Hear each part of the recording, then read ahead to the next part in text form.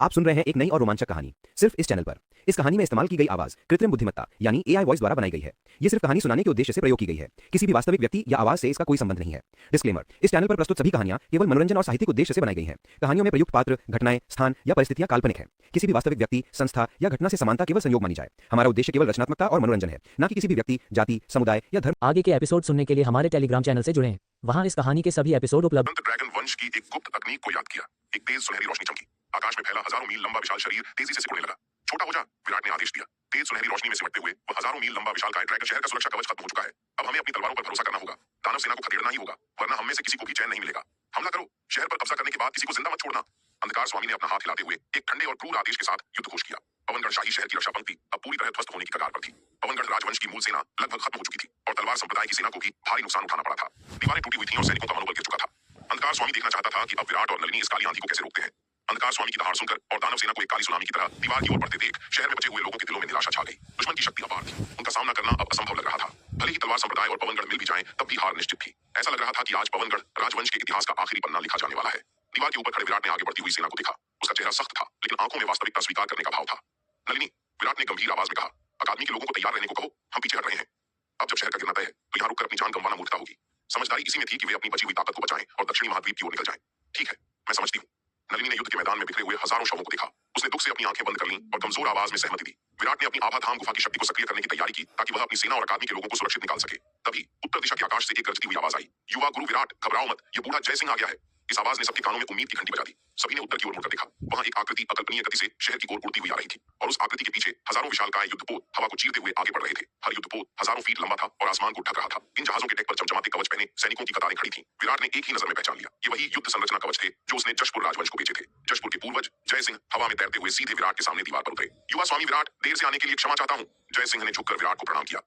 एक गहन क्षेत्र के योद्धा के लिए करोड़ों मील की दूरी तय करना बस कुछ पलों का काम था। अरे बूढ़े जय सिंह, तुम तो बहुत जल्दी आ गए, मुझसे भी पहले पहुंच गए। तभी पूर्व दिशा से एक और भारी आवाज गूंजी। विराट ने मुड़कर देखा। गांवहर राजवंश के पूर्वज गोवर्धन, गावहेली अपनी पूरी रफ्तार से उड़ते हुए आ रहे थे। उनके पीछे भी युद्धपोतों का एक विशाल बेड़ा था जो क्षितिज को पाट रहा था। गोवर्धन दीवार पर उतरे और विराट को आदरपूर्वक प्रणाम किया। युवा स्वामी विराट, हम एक कदम पीछे रह गए, कृपया हमें क्षमा करें। अतिरिक्त सेना को आते देख विराट का चेहरा खिल उठा। उसकी आंखों में नई चमक आ गई। आप दोनों बहुत दयालु हैं। विराट ने राहत की सांस ली और दोनों पूर्वजों को प्रणाम किया। शत्रु सामने है, इसलिए मैं आप दोनों के साथ औपचारिकता में समय बर्बाद नहीं करूंगा। फिर विराट ने अपनी बची हुई सेना की ओर मुड़कर दहाड़ लगाई। सभी लोग डटे रहो, हमारी मदद आ गई है। जय सिंह और गोवर्धन जानते थे कि यह बातें करने का समय नहीं है। वे तुरंत युद्ध में कूद पड़े। उनकी ताजादम सेनाओं ने मोर्चा संभाल लिया। चार घन क्षेत्र के विशेषज्ञों के एक साथ आने से युद्ध का पासा पलट गया। विशेष रूप से जय सिंह और गोवर्धन, जो दोनों लघु गहन क्षेत्र के मध्य चरण में थे, उनके शामिल होने से टूटती हुई रक्षा पंक्ति फिर से लोहे की तरह मजबूत हो गई। यह देखकर अंधकार स्वामी का चेहरा गुस्से से लाल हो गया। वह जीत के कितना करीब था। हमला तेज करो, वह चिल्लाया, इन्हें कुचल दो। वह चाहता था कि नई सेना के जमने से पहले ही वह शहर की दीवार तोड़ दे। लेकिन तलवार संप्रदाय की सेना, विशेष रूप से दिव्य तीर सेना और विराट सेना किसी चट्टान की तरह अडिग थी। विराट सेना और दिव्य तीर सेना का हर सैनिक युद्ध में माहिर था। जब तक विराट या जनरल रिया पीछे हटने का आदेश नहीं देते, वे अपनी आखिरी सांस तक लड़ने के लिए तैयार थे। और अब नई मदद को देखकर उनका जोश सातवें आसमान पर था। अंधकार दानव जेल की काली लहरें दीवार से टकराती रहीं, लेकिन इस बार दीवार नहीं गिरी। जशपुर और गांवर राजवंश के युद्धपोत शहर के ऊपर मंडराने लगे। हवा में ही सैनिकों ने छलांग लगा दी। नीचे गिरते हुए वे हजारों फीट ऊंचे विशालकाय कवचों में बदल गए। जशपुर के बेड़े से 1000 छठे स्तर के शीर्ष कवच और 110 सातवें स्तर के कवच उतरे। गांवर के बेड़े से 1500 छठे स्तर के शीर्ष कवच और 180 सातवें स्तर के कवच मैदान में उतरे। इतनी भारी और शक्तिशाली सेना के जुड़ते ही पवनगढ़ शाही शहर की रक्षा व्यवस्था फिर से अभेद्य हो गई। भले ही शहर का ऊर्जा कवच खत्म हो चुका था, लेकिन इन धातु के राक्षसों की दीवार को तोड़ना नामुमकिन था। युद्ध और भी भीषण हो गया। तलवार संप्रदाय, जशपुर, गांवहर और पवनगढ़ चारों शक्तियों ने मिलकर अंधकार दानव जेल के खिलाफ मोर्चा खोल दिया। दीवार के ऊपर और नीचे मौत का तांडव चल रहा था। हर पल अनगिनत सैनिक कट रहे थे। शहर की दीवारों के नीचे लाशों के पहाड़ बन गए और खून की नदियां बह निकली। दृश्य अत्यंत भयावह था, लेकिन इस शोर और रक्तपात के बीच किसी का ध्यान एक अजीबोगरीब घटना की ओर नहीं गया। मैदान में मरे हुए सैनिकों का खून सूख नहीं रहा था, बल्कि एक अदृश्य और रहस्यमयी शक्ति उसे खींच रही थी। खून की नदियां चुपचाप एक दिशा में मुड़ रही थीं, दक्षिण पश्चिम की ओर। यह खून वहां से बहता हुआ रक्त छाया गठबंधन के क्षेत्र में जा रहा था और अंततः एक प्राचीन और भयानक जगह पर जाकर मिल रहा था, रक्तदेव मंदिर की वेदी। रक्तदेव मंदिर के भीतरी भाग में एक अंधेरी और डरावनी वेदी के ऊपर लाल रंग की दो खूनी आंखें हवा में तैर रही थीं। वे लगातार वेदी से उठ रही सघन रक्त ऊर्जा को अवशोषित कर रही थीं। जैसे जैसे यह ऊर्जा उन आंखों में समा रही थी, उनकी साधना शक्ति तेजी से बढ़ रही थी। हे, बहुत अच्छा, बहुत स्वादिष्ट, इतनी समृद्ध रक्त ऊर्जा। मुझे याद नहीं कि पिछली बार मैंने ऐसा शाही भोज कब किया था। वे खूनी आंखें लालच से ऊर्जा को सोख रही थीं। उनकी भयानक और दुष्ट निगाहों में परम आनंद झलक रहा था। इस बार पवनगढ़ शाही शहर में छिड़े युद्ध में लाखों सैनिकों की जान गई थी। इनमें दिव्य आत्मा क्षेत्र के योद्धाओं से लेकर पूज्य क्षेत्र के विशेषज्ञ और यहाँ तक कि गहन क्षेत्र के योद्धा भी शामिल थे। इनका खून साधारण प्राणियों की तुलना में हजारों गुना अधिक शक्तिशाली और ऊर्जावान था। पवनगढ़ शाही शहर के युद्ध से प्राप्त यह रक्त ऊर्जा पूरे दक्षिणी महाद्वीप के बलिदान से मिलने वाली ऊर्जा से भी अधिक थी। इन खूनी लाल आंखों से निकलने वाली आभा तीव्र हो गई। देखते ही देखते उनकी साधना गहन क्षेत्र के स्तर पर पहुंच गई। चूंकि यह अस्तित्व मूल रूप से आरोहण क्षेत्र से भी ऊपर का एक प्राचीन प्राणी था, इसलिए उसकी शक्ति केवल बहाल हो रही थी, नई नहीं बन रही थी। यही कारण था कि उसके गहन क्षेत्र में लौटने पर आकाश में कोई बिजली नहीं कड़की और न ही कोई खगोलीय घटना हुई। लघु गहन क्षेत्र के प्रारंभिक चरण में पहुंचने के बाद इन खूनी आंखों की साधना लगातार बढ़ती रही। इतनी अधिक मात्रा में रक्त राक्षस ऊर्जा उन्हें वापस इस स्तर पर लाने के लिए पर्याप्त से भी अधिक थी।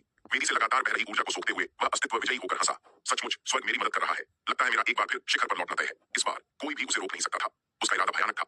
वह पहले पूरे दक्षिणी महाद्वीप और पवनगढ़ राजवंश के सभी जीवित प्राणियों का बलिदान करेगा। फिर जब उसकी साधना महान गहन क्षेत्र में पहुंच जाएगी तो वह जशपुर और गांवहर राजवंशों को अपना शिकार बनाएगा। जशपुर और गांवहर के अरबों जीवित प्राणियों का रक्तसार उसे अर्धचरण आरोहण क्षेत्र तक ले जाने के लिए काफी होगा। एक बार जब वह उस स्तर पर पहुंच जाएगा तो वह उत्तर की ओर बढ़ेगा। मध्य महाद्वीप और अंततः पूरा शक्ति सिंधु महाद्वीप उसका भोजन बनेगा। उसकी राजसी वापसी का मार्ग अब साफ था। खून की नदियां उसे उसके सिंहासन तक ले जाएंगी। रक्त जैसी लाल रंग की आंखों में घमंड बढ़ता जा रहा था। मंदिर की दीवारों में उसकी भयानक हंसी गूंज रही थी, जिससे वहां का वातावरण और भी डरावना हो गया था। पवनगढ़ शाही शहर, तलवार संप्रदाय, पवनगढ़ राजवंश, जशपुर राजवंश और गांवहर राजवंश की संयुक्त शक्ति के बल पर एक भयंकर और क्रूर युद्ध के बाद अंधकार दानव जेल की सेना को अंततः खदेड़ दिया गया। इस युद्ध में जयसिंह और गोवर्धन दोनों पूर्वज तलवार संप्रदाय की सेना की युद्ध शक्ति देखकर पूरी तरह दंग रह गए। यद्यपि तलवार संप्रदाय की सेना को पिछले युद्धों में काफी नुकसान हुआ था, फिर भी उनके शेष सैनिक जशपुर और गांवहर जैसे महान राजवंशों की सेनाओं से कहीं अधिक शक्तिशाली थे।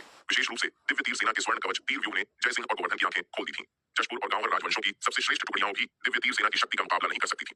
यह तब था जब जशपुर और गांवहर की सेनाओं के पास बड़ी संख्या में युद्ध संरचना वाले कवच थे। अगर उनके पास वे कवच नहीं होते जो उन्होंने विराट से खरीदे थे तो शायद वे इस युद्ध में टिक भी नहीं पाते। इस अत्यंत भयंकर युद्ध के बाद जयसिंह और गोवर्धन को भय और राहत दोनों महसूस हुए। सौभाग्य से उन्होंने जयंत और इशिका की सलाह मानी थी और खुद स्थिति का जायजा लेने के बाद तलवार संप्रदाय के साथ गठबंधन किया था। अन्यथा यदि अंधकार दानव जेल की सेना ने पवनगढ़ और तलवार संप्रदाय को हरा दिया होता तो जशपुर और गांवहर राजवंश भी विनाश के कगार पर होते। अकेले दम पर वे इतनी भयानक सेना का सामना कभी नहीं कर पाते। इस युद्ध के बाद जयसिंह और गोवर्धन का संकल्प और दृढ़ हो गया कि वे तलवार संप्रदाय के साथ अपने रिश्ते मजबूत रखेंगे। तलवार संप्रदाय के पास न केवल स्वर्ग पूज्य गोलियां और युद्ध कवच जैसे अविश्वसनीय खजाने थे, बल्कि उनकी अपनी शक्ति भी राजवंशों से कहीं अधिक थी। यह श्रेष्ठता केवल उनकी सेना में ही नहीं बल्कि उच्च स्तरीय विशेषज्ञों में भी झलकती थी। जशपुर राजवंश के पास केवल 3 गहन क्षेत्र के विशेषज्ञ थे और गांवहर राजवंश के पास 6। लेकिन तलवार संप्रदाय के पास माया, आयु, गुरु भूपति, नीलिमा और शार्दूल जैसे योद्धा थे जो किसी भी गहन क्षेत्र के विशेषज्ञ से कम नहीं थे। वास्तव में माया की शक्ति तो मध्य स्तरीय गहन क्षेत्र के विशेषज्ञ गोवर्धन से भी थोड़ी अधिक प्रतीत हो रही थी। पवनगढ़ शाही शहर से 10 लाख मील दूर अंधकार दानव जेल की सेना पीछे हटकर अपना शिविर लगा चुकी थी। सैन्य तंबू के अंदर माहौल तनावपूर्ण था। स्वामी भैरव ने सिर झुकाकर रिपोर्ट दी, इस युद्ध में हमने 5 लाख पृथ्वी पूजनीय क्षेत्र के सैनिक, भारी संख्या में स्वर्ग पूजनीय क्षेत्र के सैनिक और कई अर्धचरण गहन क्षेत्र के सैनिक खो दिए हैं। पिछले युद्ध में हुए नुकसान को मिलाकर हमारी सैन्य शक्ति आधे से भी अधिक कम हो गई है। यह सुनकर अंधकार स्वामी का चेहरा गुस्से से लाल हो गया। उसने सोचा था कि 30 लाख पृथ्वी पूजनीय सैनिकों और अपनी विशाल शक्ति के साथ वह इन चारों राज्यों को आसानी से कुचल देगा। उसने ऐसे परिणाम की कभी उम्मीद नहीं की थी। उसकी सबसे बड़ी गलती यह थी कि उसने अनुमान नहीं लगाया था कि ये चारों पक्ष इतनी जल्दी गठबंधन कर लेंगे। पवनगढ़ और तलवार संप्रदाय का एक होना समझ आता था, लेकिन जशपुर और गांवहर राजवंश का इतनी जल्दी इसमें शामिल होना आश्चर्यजनक था। दूसरी ओर सबसे अहम बात, उसे यह उम्मीद नहीं थी कि जशपुर और गांवहर की सेनाओं के पास इतनी बड़ी संख्या में युद्ध कवच होंगे। अगर उन सेनाओं के पास वे कवच नहीं होते तो भले ही वे युद्ध में शामिल हो जाती, वे अंधकार दानव जेल की सेना के हमले को एक पल के लिए भी नहीं रोक पाती। ये कवच, अंधकार स्वामी ने दांत पीसते हुए कहा, जरूर उस विराट ने ही उन्हें ये हथियार मुहैया कराए होंगे। उसकी आंखों में एक ठंडी चमक आ गई। अब उसे अपनी रणनीति बदलनी होगी। युद्ध संरचनाओं और बख्तरबंद सैनिकों के बिना जशपुर और गांवहर राजवंश की सेनाएं अंधकार स्वामी की लाखों पृथ्वी पूजनीय सेना के सामने कीड़े मकोड़ों के समान थीं। हालांकि विराट द्वारा दिए गए युद्ध कवचों से लैस होने के बाद दिव्य क्षेत्र की उन सेनाओं में भी काफी युद्ध शक्ति आ गई थी और उन्होंने अंधकार दानव जेल की सेना के लिए एक गंभीर खतरा पैदा कर दिया था। अंधकार स्वामी अत्यंत अनिच्छुक और क्रोधित था। उसने अभी अपनी योजना को साकार होते देखा था, लेकिन अप्रत्याशित रूप से अंतिम क्षण में वह विफल हो गई। अब तलवार संप्रदाय, पवनगढ़ राजवंश, जशपुर राजवंश और गांवहर राजवंश, इन 4 प्रमुख शक्तियों की सेनाओं ने मिलकर काम किया था और उनकी संयुक्त शक्ति उसकी अंधकार दानव जेल से कहीं अधिक थी। अब हमला करना व्यर्थ होगा और इससे उसकी सेना को लगातार नुकसान ही होगा। क्या उसे हार मानकर अपने क्षेत्र में वापस लौट जाना चाहिए? अंधकार स्वामी तुरंत दुविधा में पड़ गया। लड़ाई कठिन थी, लेकिन पीछे हटना उसके अहंकारी स्वभाव के लिए आसान नहीं था। पवनगढ़ शाही शहर की दीवारों पर विराट, महासेनापति रणविजय, जयंत और इशिका अपनी अपनी सेनाओं के नुकसान का जायजा ले रहे थे। जशपुर और गांवहर राजवंशों की सेनाओं के असली सेनापति उनके पूर्वज जयसिंह और गोवर्धन नहीं, बल्कि युवा पीढ़ी के जयंत और इशिका थे। हालांकि पूर्वज शक्तिशाली थे, लेकिन उनमें सेना संचालन की प्रतिभा की कमी थी, इसलिए उन्होंने कमान इन युवाओं को सौंप दी थी। जशपुर और गांवहर राजवंशों से मिली अतिरिक्त सेना की सहायता से तलवार संप्रदाय की सेना ने इस बार काफी बेहतर प्रदर्शन किया था। अब हर बार दानव सेना के हमले पर उन्हें भारी नुकसान नहीं उठाना पड़ रहा था। हालांकि पवनगढ़ राजवंश की सेना लगभग अपंग हो गई थी। उनके 1000 उच्च श्रेणी के 6ठे स्तर के युद्ध संरचना वाले सैनिकों में से केवल 100 ही बचे थे। 100 निम्न श्रेणी के 7वें स्तर के युद्ध संरचना वाले सैनिकों में से केवल 10 ही बचे थे और ये भी दरारों से भरे हुए थे। अनुमान था कि अगर एक और युद्ध हुआ तो पवनगढ़ राजवंश की सेना पूरी तरह से नष्ट हो जाएगी। जशपुर और गांवहर राजवंश की सेनाओं की स्थिति भी बहुत अच्छी नहीं थी। अंधकार दानव जेल की सेना अत्यंत शक्तिशाली थी। हालांकि उन्होंने तलवार संप्रदाय और पवनगढ़ के साथ मिलकर दानव सेना को खदेड़ दिया था, लेकिन उन्हें इसकी भारी कीमत चुकानी पड़ी थी। जशपुर और गांवहर राजवंश दोनों की सेनाओं ने अपने 1/3 से अधिक सैनिक खो दिए थे। इन दोनों राजवंशों के लाखों वर्षों के इतिहास में यह अभूतपूर्व था। इस युद्ध की भयंकरता सभी की अपेक्षाओं से कहीं अधिक थी। भाई विराट, क्या हमें दुश्मन की कमजोरी का फायदा उठाकर उन पर हमला करना चाहिए? जशपुर राजवंश की सेना को पुनर्गठित करने के बाद जयंत ने विराट से पूछा। नहीं, सबको थोड़ा और आराम करने दो, विराट ने सिर हिलाते हुए मना कर दिया। पवनगढ़ शाही शहर की दीवारों पर उनके पास अभी भी शहर की सुरक्षा व्यवस्था और ऊंचे किले थे, जिससे उन्हें काफी फायदा मिल रहा था। अगर वे शहर छोड़कर खुले मैदान में दानव सेना से भयंकर युद्ध करने जाते तो नुकसान और भी ज्यादा होता। दोनों पक्षों को पहले ही काफी नुकसान हो चुका था। विराट नुकसान को और बढ़ाना नहीं चाहता था। विराट ने तय किया कि अगर अंधकार दानव जेल की सेना पीछे हट जाती है तो वह उनका पीछा नहीं करेगा। प्राचीन आभा की शक्ति रखने वाले तलवार संप्रदाय के लिए संघर्ष जितना लंबा खिंचता उतना ही फायदेमंद होता। अगर तलवार संप्रदाय को विकास के लिए 1-2 साल और मिल जाते तो अंधकार दानव जेल को नष्ट करना बहुत आसान होता और इतना बड़ा नुकसान नहीं होता। विराट ने तुरंत जिया को संदेश भेजकर युद्ध सामग्री और विभिन्न औषधियों का एक जत्था भेजने का निर्देश दिया ताकि विभिन्न सेनाओं के क्षतिग्रस्त कवच को बदला जा सके और घायल सैनिकों का इलाज करके उनकी शक्ति को बहाल किया जा सके।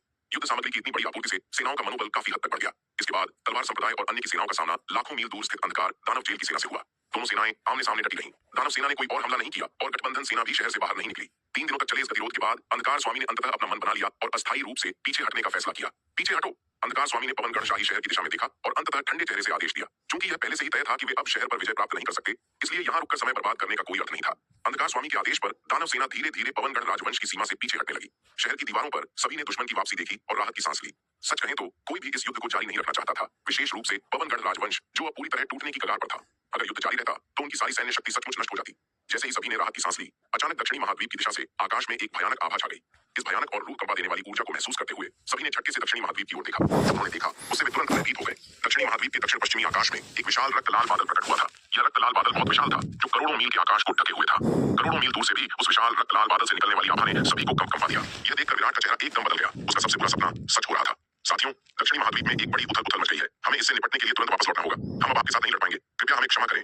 विराट ने सभी को प्रणाम किया और गंभीर स्वर में कहा, जिस बात का उसे डर था, सच हो गई। रक्तदेव महल के भीतर मौजूद प्राणी जाग गया था और जैसा उसने अनुमान लगाया था, वह एक अकल्पनीय रूप से भयानक सत्ता थी। बोलते ही विराट अपनी आभाधाम गुफा की शक्ति का उपयोग करके तलवार संप्रदाय की सेना को समेटने और पीछे हटने की तैयारी करने लगा। विराट, मुझे भी अपने साथ ले चलो। इसी क्षण नलिनी ने अचानक विराट की आस्तीन पकड़ ली। उसने विराट को गंभीरता से देखा और जिद की। दक्षिणी महाद्वीप के ऊपर आकाश में जो दृश्य था, उससे नलिनी समझ गई थी कि वहां कुछ असाधारण और विनाशकारी घटना घटी है। इसके अलावा विराट के चेहरे के भाव से वह समझ गई कि यह मामला मामूली नहीं है। यहाँ तक कि जब लाखों दानव सैनिकों ने हमला किया था, तब भी उसने विराट को इतना गंभीर और चिंतित कभी नहीं देखा था। विराट ने उसकी ओर देखा। वह कुछ पल विचार करता रहा और अंत में उसने सिर हिला दिया। नलिनी निस्संदेह इस पूरे समूह में सबसे शक्तिशाली योद्धा थी। उसके साथ होने से रक्तदेव महल के उस प्राणी को हराने की उनकी संभावना बढ़ जाती। विराट ने उसे साथ ले जाने की अनुमति दे दी। अंधकार स्वामी ने दक्षिणी महाद्वीप के आकाश की ओर देखा और अपनी हंसी नहीं रोक पाया। सचमुच स्वर्ग मेरी मदद कर रहा है। वह जोर से हंसा। अब जब दक्षिणी महाद्वीप में इतना बड़ा परिवर्तन हो चुका था, तो विराट और तलवार संप्रदाय की मुख्य सेना का वहां लौटना अनिवार्य था। उन्हें उस नई मुसीबत से निपटने के लिए जाना ही होगा। इसका सीधा मतलब था कि पवनगढ़ शाही शहर की रक्षा पंक्ति अब कमजोर पड़ जाएगी।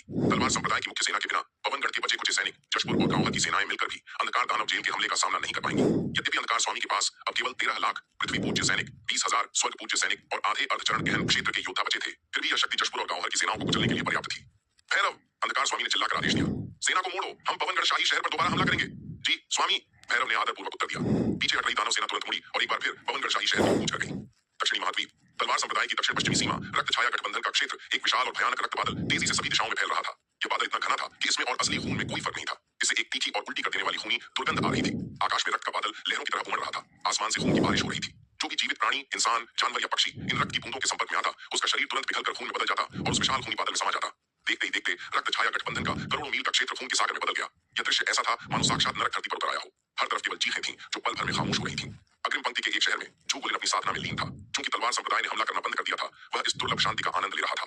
वह प्रार्थना कर रहा था कि यह शांति हमेशा बनी रहे और उसे दोबारा विराट के राक्षसों का सामना न करना पड़े। अचानक उसे आकाश में एक अजीब सी कंपन महसूस हुई। संदेह से भरकर वह अपने कक्ष से बाहर निकला और आकाश की ओर देखा। लेकिन जैसे ही उसने ऊपर देखा, उसकी रूह कांप गई। खून का एक घना सागर सुनामी की तरह उसकी ओर बढ़ रहा था। नहीं, जुगुलिन की आंखों में अत्यधिक भय झलक उठा। इससे पहले कि वह भाग पाता या चिल्ला पाता, खून की लहर ने उसे अपनी चपेट में ले लिया। उसका शरीर पल भर में पिघल गया और वह उस लाल सागर का हिस्सा बन गया। केवल इंसान ही नहीं, बल्कि रक्त नेत्र द्वारा बनाए गए वेद रक्त राक्षस भी नहीं बख्शे गए। अब जब रक्त पूर्वज खुद जाग चुका था और तलवार संप्रदाय पर हमला करने वाला था, तो उसे इन छोटे राक्षसों की जरूरत नहीं थी। उसने अपनी शक्ति बढ़ाने के लिए अपने ही बनाए गुलामों का भी बलिदान दे दिया। तलवार संप्रदाय की सीमा, महाव्यूहों की दीवार, दीवार के ऊपर श्वेत वस्त्रधारी विराट, विराट का क्लोन खड़ा था। उसकी आंखें सामने का दृश्य देखकर स्थिर हो गई थीं। रक्त छाया गठबंधन के क्षेत्र के ऊपर फैला खून का सागर तेजी से तलवार संप्रदाय की ओर बढ़ रहा था। श्वेत वस्त्रधारी विराट ने एक पल की भी देरी नहीं की। उसने तुरंत महाव्यूहों की दीवार के रक्षात्मक घेरे को सक्रिय कर दिया। एक विशाल प्रकाश का पर्दा आकाश में उठा। इस दीवार ने खून के सागर को तलवार संप्रदाय की सीमा में घुसने से रोक दिया। रक्त का सागर प्रकाश की दीवार से टकराया और वहीं थम गया। हालांकि वह खून साधारण नहीं था, वह बेहद गाढ़ा और चिपचिपा था। वह प्रकाश की दीवार पर चिपक गया और उसे गलाने की कोशिश करने लगा। यह देखकर श्वेत वस्त्रधारी विराट का चेहरा गंभीर हो गया। उसने दीवार की शक्ति बढ़ाई और उस चिपचिपे खून को हटाने की कोशिश की, लेकिन खून इतना जिद्दी था कि हटने का नाम नहीं ले रहा था। उल्टा प्रकाश की दीवार कमजोर पड़ने लगी थी और उससे धुआं उठने लगा था। चींटियों, अब और संघर्ष मत करो। तभी रक्तदेव महल की दिशा से एक ठंडी और रूह कंपाने वाली आवाज आई, आज्ञाकारी बनो और मेरा भोजन बन जाओ। मेरा हिस्सा बनना तुम कीड़ों के लिए सम्मान की बात है।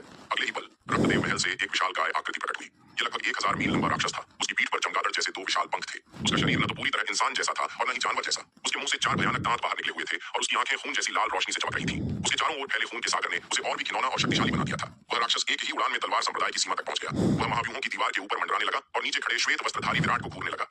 तुच्छ कीड़े, राक्षस ने ताना मारा, तूने ही मेरी योजना में देरी की थी, लेकिन अब कोई फायदा नहीं। मैं अब लघु गहन क्षेत्र के अंतिम चरण में पहुंच चुका हूं। तेरे पास बचने का कोई मौका नहीं है। चुपचाप मरो और मुझे कष्ट मत दो। श्वेत वस्त्रधारी विराट ने उस भयानक राक्षस की बातों पर कोई ध्यान नहीं दिया। उसका पूरा ध्यान केवल दीवार की सुरक्षा को बनाए रखने पर था। वह लगातार अपने हाथों से मुद्राएं बना रहा था और ऊर्जा को दीवार में डाल रहा था। अपनी अनदेखी होते देख वह राक्षस क्रोधित हो गया। अरे चींटी, मेरी अवहेलना करने की तेरी हिम्मत कैसे हुई? राक्षस दहाड़ा, तुझे पकड़ने के बाद मैं तुझे अनंत काल तक तड़पाऊंगा। उसने अपने हाथ घुमाए और हवा में तैर रहे खून के उसने उन खूनी धाराओं को श्वेत वस्त्रधारी विराट और प्रकाश की दीवार पर दे मारा। उस क्रूर और भयंकर रक्त नेत्र वाले राक्षस के आदेश पर अनगिनत रक्त सागर एक उग्र रक्त नदी में परिवर्तित होकर श्वेत वस्त्रधारी विराट की ओर हिंसक रूप से लपके। हालांकि जिस क्षण उस रक्त नेत्र वाले राक्षस ने हमला किया, ठीक उसी क्षण महाव्यूहों की दीवार के शीर्ष से एक कान फाड़ देने वाली गर्जना अचानक गूंजी। एक विशाल अग्निगोला अकल्पनीय गति से उस विशाल रक्त नेत्र वाले राक्षस की ओर बढ़ा। यह अग्निगोला बहुत अचानक प्रकट हुआ था और इसकी गति बहुत तेज थी। रक्त नेत्र वाले राक्षस की शक्ति के बावजूद वह इससे अचंभित रह गया। इसके अलावा वह उस समय रक्त सागरों को श्वेत वस्त्रधारी विराट पर हमला करने का आदेश दे रहा था, इसलिए इस अचानक प्रकट हुए अग्निगोले से निपटने का उसके पास समय नहीं था। उसे सीधा प्रहार लगा। बूम! एक कान फाड़ देने वाला धमाका हुआ। रक्त नेत्र वाले राक्षस का विशाल शरीर इस अग्निगोले से सीधे छलनी हो गया। उसके विशाल शरीर पर जो हजारों मील लंबा था, एक बड़ा और आर पार दिखाई देने वाला छेद बन गया। रक्त नेत्र वाले राक्षस ने सपने में भी इस घटना की कल्पना नहीं की थी। तलवार संप्रदाय को कोई नुकसान पहुंचाने से पहले पूरी तरह घायल हो गया था। उस अग्निगोले की शक्ति अपनी पूरी ताकत के बावजूद वह उसका सामना नहीं कर सका। उसके लगे घाव अकल्पनीय थे। रक्त नेत्र वाला राक्षस स्तब्ध और क्रोधित दोनों था। वह दीवार से दूर चला गया और साथ ही पहले रक्त के असीम सागर को अपने घावों को भरने के लिए आमंत्रित किया। रक्त का वह अंतहीन सागर उसके शरीर में बने विशाल छेद में समा गया, जिससे उसके घाव अत्यंत तीव्र गति से भरने लगे। हालांकि अचानक हुए अग्निगोले से बुरी तरह घायल होने के बावजूद श्वेत वस्त्रधारी विराट पर उसका हमला चूका नहीं था। रक्त की वह भयानक नदी विराट के सामने मौजूद प्रकाश अवरोध से टकराई और उसने अवरोध में अनगिनत दरारें पैदा कर दी। विराट महाव्यूहों की दीवार के रक्षात्मक तंत्र के भीषण प्रहार से बुरी तरह प्रभावित होकर पीछे लड़खड़ाया और खून से लथपथ हो गया। मुंह से खून पहुंचते हुए उसने क्षितिज पर रक्त नेत्र वाले राक्षस की ओर देखा और मन ही मन राहत महसूस की। गनीमत थी कि उसने एहतियात बरती थी और 1 लाख छांग लंबे वीरान श्रेणी के युद्धपोत को यहाँ पहले ही तैनात कर दिया था। अन्यथा आग न केवल उसके इस प्लूम को चोट पहुंचती, बल्कि तलवार संप्रदाय की दक्षिण पश्चिमी सीमा पर स्थित दीवार का रक्षात्मक तंत्र भी रक्त नेत्र वाले राक्षस द्वारा भेद दिया जाता। तलवार संप्रदाय की यह दीवार रक्त नेत्र वाले राक्षस के निरंतर हमलों का सामना नहीं कर सकती थी। ऐसे में परिणाम भयानक होते। रक्तदेव महल के अचानक हमले से बचाव के लिए विराट ने इस विशाल युद्धपोत को पवनगढ़ शाही शहर के युद्ध क्षेत्र में लाकर अंधकार दानव जेल की सेना से लड़ने का जोखिम नहीं उठाया था। इसके बजाय उसने इस युद्धपोत को तलवार संप्रदाय की दक्षिण पश्चिमी सीमा की दीवार पर तैनात कर दिया था और उसे एक गुप्त घेरे में छिपा दिया था। विराट द्वारा इतनी जल्दी की गई इस व्यवस्था का आज जबरदस्त प्रभाव देखने को मिला। 10 अरब 7वें दर्जे के आध्यात्मिक पत्थरों से वर्धित तोप के गोले की शक्ति ने विराट को निराश नहीं किया। हालांकि विराट को इस बात पर आश्चर्य हुआ कि रक्तदेव महल का वह राक्षस इतने शक्तिशाली तोप के गोले से टकराने के बावजूद केवल गंभीर रूप से घायल हुआ था, लेकिन मरा नहीं। ऐसा प्रतीत हुआ कि चोट गंभीर होने के बावजूद जानलेवा नहीं थी। इसकी साधना शक्ति को देखते हुए यह राक्षस केवल लघु गहन क्षेत्र के अंतिम चरण में था। फिर इसकी शक्ति इतनी भयावह कैसे हो सकती है? विराट को यह जानकारी नहीं थी कि यह रक्त नेत्र वाला राक्षस कभी आरोहण क्षेत्र से भी ऊपर का एक भयानक प्राणी था, लेकिन एक प्राचीन युद्ध में लगी अकल्पनीय चोटों के कारण इसकी साधना शक्ति में भारी गिरावट आई थी। हालांकि इसकी शक्ति कम हो गई थी, लेकिन महान दांव का इसका ज्ञान और युद्ध अनुभव बरकरार था। वास्तविक युद्ध शक्ति के मामले में यह राक्षस संभवतः एक सामान्य प्रारंभिक चरण के महान गहन क्षेत्र के विशेषज्ञ से कहीं अधिक शक्तिशाली था। अन्यथा यदि यह एक साधारण अंतिम चरण का लघु गहन क्षेत्र का योद्धा होता, तो 10 अरब 7वें ग्रेड के आध्यात्मिक पत्थरों को चलाने वाले विशाल युद्धपोत से दागे गए शक्तिशाली तोप के गोले से टकराने पर वह राख हो जाता। उसके बचने की कोई संभावना नहीं होती। कीड़े, क्या तुम लगता है कि तुम एक मामूली वीरान युद्धपोत से मेरा सामना कर सकते हो? तुम बहुत भोले हो। खून से लथपथ राक्षस ने सफेद वस्त्र पहने विराट को कूदते हुए भयंकर दहाड़ लगाई। तुम्हें पकड़ने के बाद मैं तुम्हारे टुकड़े टुकड़े कर दूंगा। नहीं, मैं तुम्हें इतनी आसानी से मरने नहीं दूंगा। मैं तुम्हें खून की कठपुतली बना दूंगा और तुम्हें मरने की भीख मांगनी पड़ेगी। खून की अनगिनत धाराएं उमड़ पड़ी और राक्षस के शरीर में बना विशाल छेद नंगी आंखों से दिखाई देने वाली गति से तेजी से भरने लगा। कुछ ही पलों में छेद पूरी तरह से भर गया। उसने उस दिशा की ओर देखा जहां से भयानक आग का गोला दागा गया था। वहां लगभग 1 लाख छांग लंबा वीरान युद्धपोत दिखाई दे रहा था। उस भयानक हमले के बाद उसकी तोपों की अपार शक्ति ने उसके अदृश्य आवरण को चकनाचूर कर दिया था। इसलिए वह विशाल युद्धपोत अब सबके सामने आ गया था। इस विशाल युद्धपोत को देखकर तलवार संप्रदाय के कई योद्धा भी पूरी तरह से स्तब्ध रह गए। अब उन्हें एहसास हुआ कि संप्रदाय के पास कितना भयानक हथियार भी है। इस युद्धपोत का रहस्य विराट ने पूरी तरह से गुप्त रखा था। यांत्रिक बटालियन के कुछ चुनिंदा सैनिकों और कमांडर जनरल जयपाल के अलावा यहाँ तक कि जनरल रिया को भी इसका रहस्य नहीं पता था। ऐसा नहीं था कि विराट को उन पर भरोसा नहीं था, बल्कि अप्रत्याशित परिणाम प्राप्त करने के लिए जितने कम लोगों को रहस्य पता हो उतना ही बेहतर था। आखिरकार जितने अधिक लोगों को रहस्य पता होगा, उसके लीक होने की संभावना उतनी ही अधिक होगी। इसलिए विराट ने जनरल जयपाल और यांत्रिक बटालियन के उन अन्य सैनिकों के अलावा किसी को भी इस बारे में नहीं बताया था। यहाँ तक कि यांत्रिक बटालियन के कुलीन सैनिक भी इस युद्धपोत का रहस्य जानने के बाद जहाज पर ही रहे, उसके संचालन से परिचित हुए और उन्होंने कभी जहाज नहीं छोड़ा।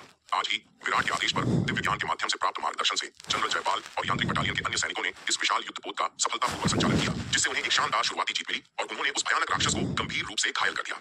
शरीर में लगे विशाल घाव के भरने के बाद रक्त नेत्र वाले राक्षस ने एक बार फिर महाव्यूहों की दीवार पर हमला बोल दिया।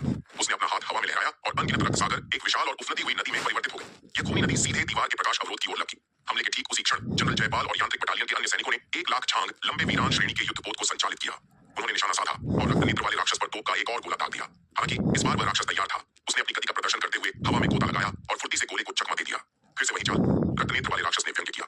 सपने देखना बंद करो। यह देखकर श्वेत वस्त्रधारी विराट को गहरा झटका लगा। उसका दिल बैठ गया। इस एक चूक का मतलब था कि 10 अरब 7वें दर्जे के आध्यात्मिक पत्थर बर्बाद हो गए। युद्धपोत का गोला तो चूक गया, लेकिन रक्त नेत्र वाले राक्षस का हमला अचूक रहा। एक कान फाड़ देने वाली गर्जना गूंज उठी। रक्त की विशाल नदी ने महाव्यूहों की दीवार की प्रकाश बाधा को फेरते हुए उस पर प्रहार किया। दीवार पूरी तरह कांप उठी और उसमें एक बार फिर अनगिनत दरारें पड़ गईं। भयानक प्रभाव का बल कवच की परतों को चीरता हुआ सीधे श्वेत वस्त्रधारी विराट तक पहुंचा।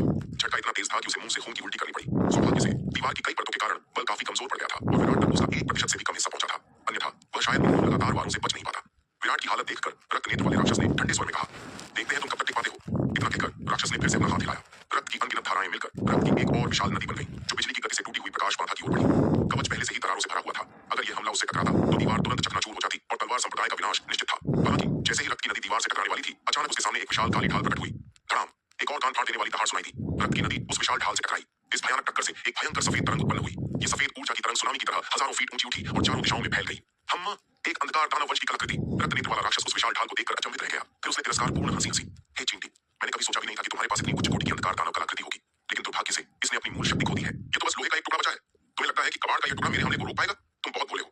ये विशाल ढाल वही काले शल्क की दानव ढाल थी जो विराट ने यूशॉ से प्राप्त की थी। यह अत्यंत उच्च गुणवत्ता की थी। अपनी उन्नत साधना और व्यापक ज्ञान के कारण विराट अब बता सकता था कि यह कम से कम 8वीं श्रेणी की शीर्ष कलाकृति थी।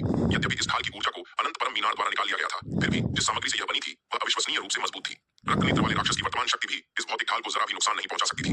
रक्तदेव महल के खतरे को भांपते हुए विराट ने पवनगढ़ शाही शहर के लिए रवाना होने से पहले यह ढाल अपने क्लोन को सौंप दी थी। हालांकि राक्षस के हमले ढाल को तो नहीं तोड़ सके, लेकिन उस ढाल को थामे हुए विशालकाय योद्धा संघर्ष कर रहे थे। इस भारी भरकम ढाल को लोशान के काले पर्वत कबीले और बेशानकु के पूर्वी पर्वत कबीले के योद्धाओं द्वारा संयुक्त रूप से नियंत्रित किया जा रहा था। इन दोनों कबीलों के कुल 5 लाख विशालकाय योद्धा वहां मौजूद थे। ये सभी 5 लाख योद्धा परम पूजनीय स्तर को पार कर चुके थे और उनमें से 1 लाख योद्धा पृथ्वी पूजनीय स्तर तक पहुंच चुके थे। विशालकाय योद्धाओं की शारीरिक शक्ति अपार थी, लेकिन जब राक्षस ने ढाल पर पूरी ताकत से प्रहार किया तो हर योद्धा को ऐसा लगा जैसे उन्हें बिजली का झटका लगा हो। उनके शरीर बुरी तरह कांप रहे थे और उनके मुंह के कोनों से खून बहने लगा था। विराट ने विशेष रूप से उनके लिए एक युद्ध संरचना बनाई थी जिसने सभी योद्धाओं को अपनी शक्ति को एक जगह केंद्रित करने की अनुमति दी। लेकिन इसका एक नुकसान भी था। जब ढाल पर हमला होता तो उसका झटका बिखर कर हर एक योद्धा तक पहुंच जाता था। इसी वजह से वे अभी तक टिके हुए थे। विशालकाय योद्धाओं ने ढाल का उपयोग करते हुए राक्षस के हमले को रोक लिया और श्वेत वस्त्रधारी विराट को सांस लेने का मौका दिया। विराट ने तुरंत महाव्यूहों की दीवार की रक्षात्मक संरचना को नियंत्रित किया और दीवार की दरारों को भरना शुरू कर दिया। Boom boom boom! विशालकाय योद्धा काले शल्क की ढाल का उपयोग करते हुए राक्षस के हमलों को लगातार विफल कर रहे थे। उसी समय दक्षिणी महाद्वीप की 5 अन्य प्रमुख सेनाएं भी अपने साथियों की मदद के लिए आगे आईं। जनरल जतिन के नेतृत्व में चंद्रविजय सेना,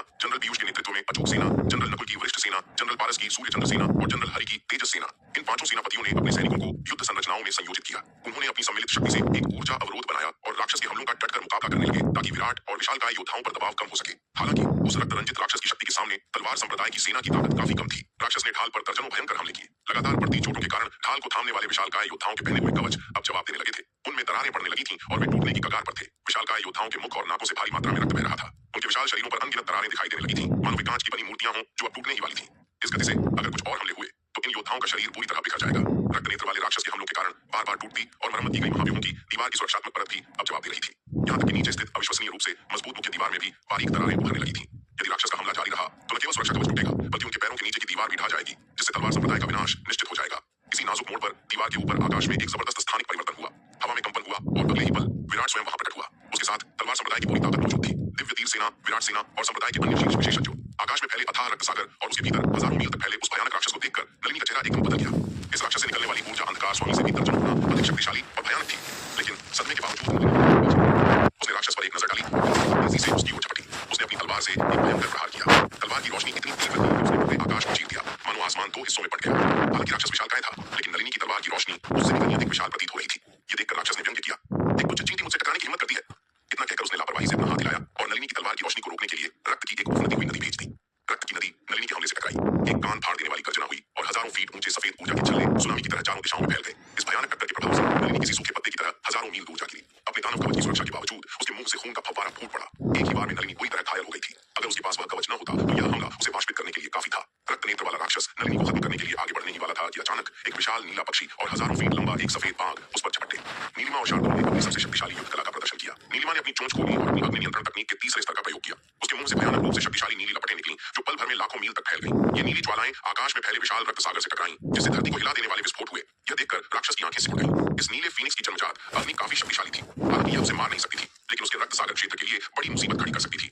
राक्षस ने अपना हाथ हिलाया और अपने असीम रक्त सागर को समेटकर उस नीली अग्नि को बुझाने की कोशिश की, लेकिन ठीक उसी क्षण लाखों मील में फैला विशाल अग्निसागर अपने आप तेजी से सिकुड़ने लगा। पलक झपकते ही वह असीम आग एक मुट्ठी के आकार में सिमट गई और अंततः एक चमकते हुए नीले क्रिस्टल में बदल गई। अग्नि का वह सागर अब एक छोटे से क्रिस्टल के रूप में राक्षस की ओर गोली की रफ्तार से बढ़ा।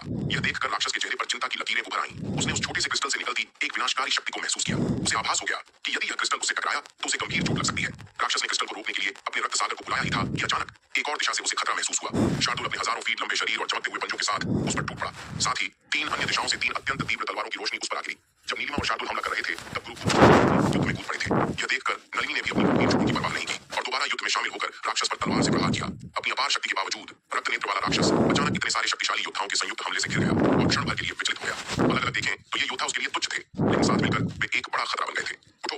हमलों की बौछार का सामना करते हुए राक्षस ने दहाड़ लगाई। उसने अपने रक्त सागर को नियंत्रित किया और अपने चारों ओर एक विशाल रक्त पिंजरा बना लिया, जिसने उसे पूरी तरह से ढक लिया। Boom boom boom! भयानक हमले रक्त पिंजरे पर बरसने लगे। आयु और गुरु भूपति की तलवारें पिंजरे में केवल छोटे रखरखाव कर पाई। नलिनी की तलवार की रोशनी पिंजरे को भेदने में सफल रही, लेकिन अंदर जाते जाते उसकी शक्ति कम हो गई, जिससे वह राक्षस को ज्यादा नुकसान नहीं पहुंचा सकी। लेकिन शार्दूल के नुकीले पंजों ने रक्त पिंजरे को पूरी तरह से चीर डाला और अंदर घुसकर राक्षस के शरीर से मांस का एक बड़ा टुकड़ा नोच लिया। हालांकि इसका खामियाजा शार्दूल को भुगतना पड़ा। वह राक्षस के जहरीले खून से लथपथ हो गया। उसके शरीर का एक बड़ा हिस्सा तुरंत गलने लगा और उसे असहनीय पीड़ा हुई।